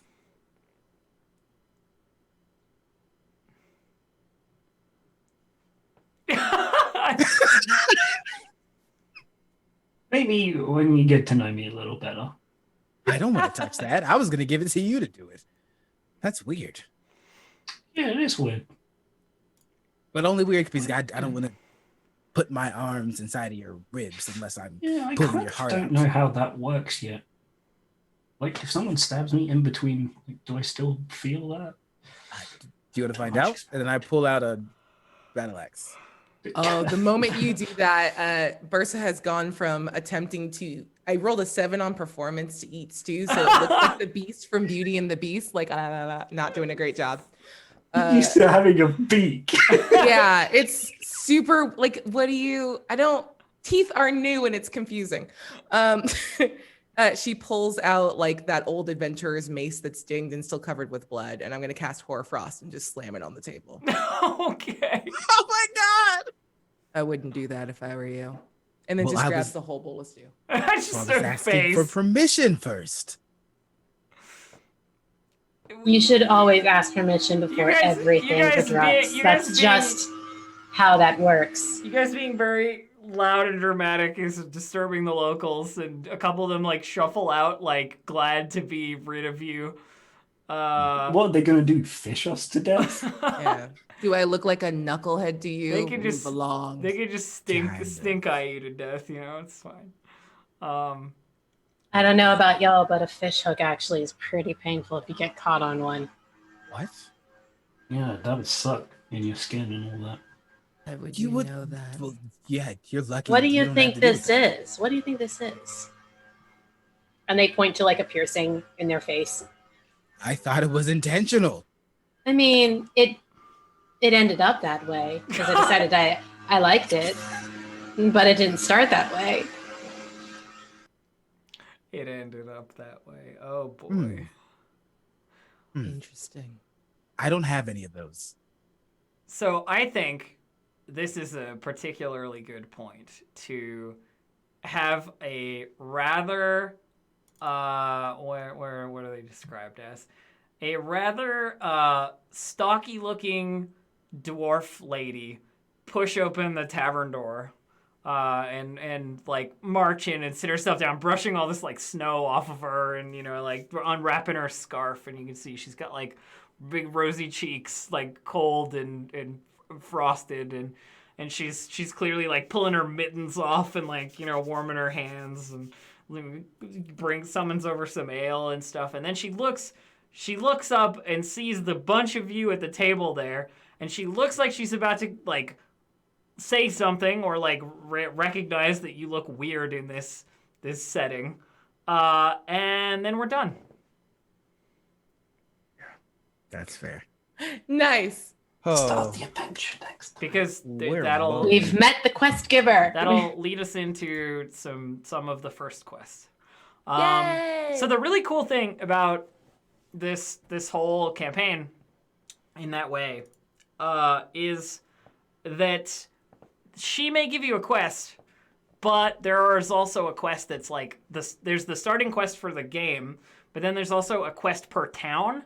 So you don't necessarily have to pursue everything immediately, or even like follow through on it at all if you don't want, because there are more quests than there are requirements to do them, so to speak. So like the story will move on before you do everything. I'm glad this is a TTRPG, because if there's a video game like that, that's when I like you go into the town and there's like 12 quest markers that pop up and you're just like, no, I'm not playing this. Yeah, so Bye. in the interest of transparency in that regard, like each town has one quest, and you will do at least 4 of them, basically, like plus whatever the quest is that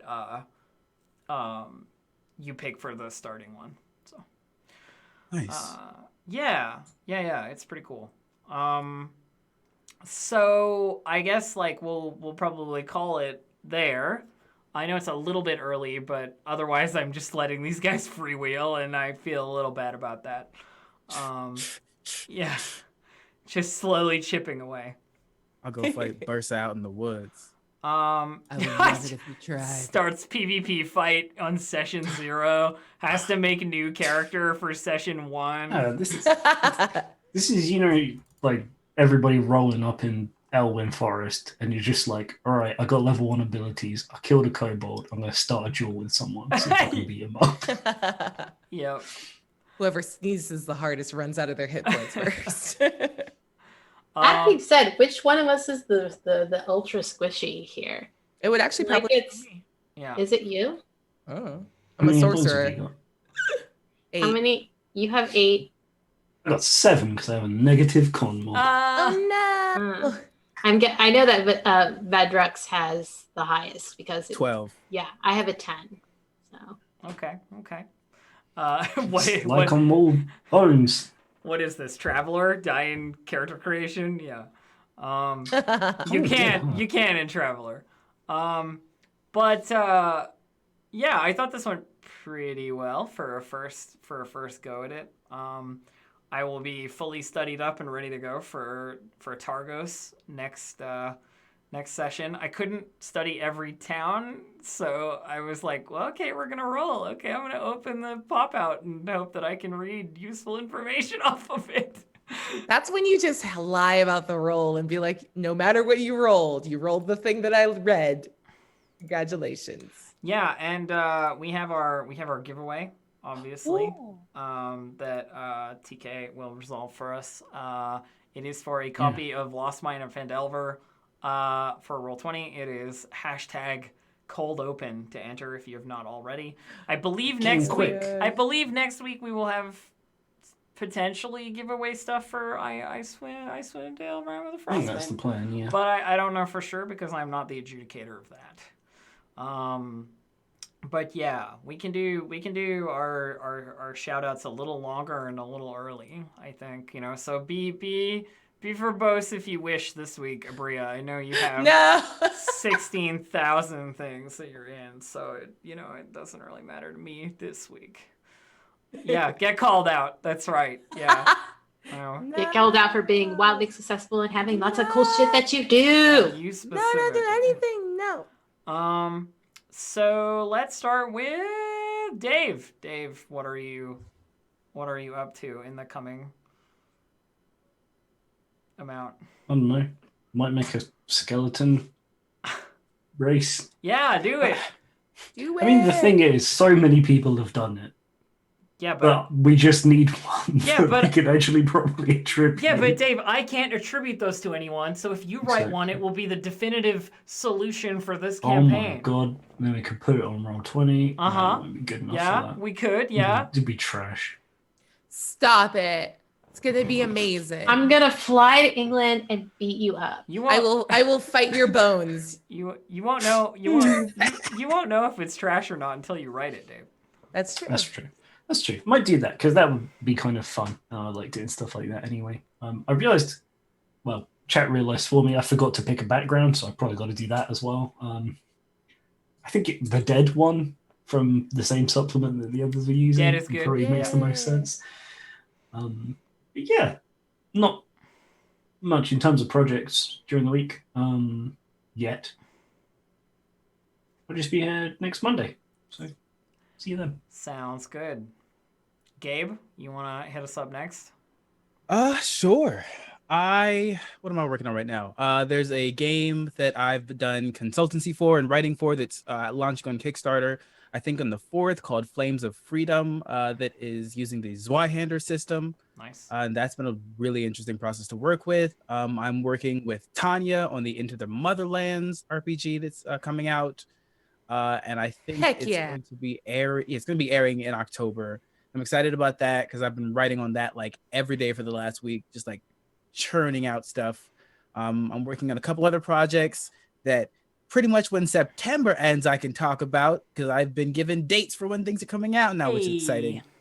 And then as always, I have Fridays at 10 a.m. Pacific time on the Roll20 Twitch channel. I do my tabletop table talk show where my goal is just to make you more comfortable in being a GM and remind you that pretty much anyone can do it. And it's just like any other skill. We just learn how to do it. There's all different kinds of styles. Aki, you go next.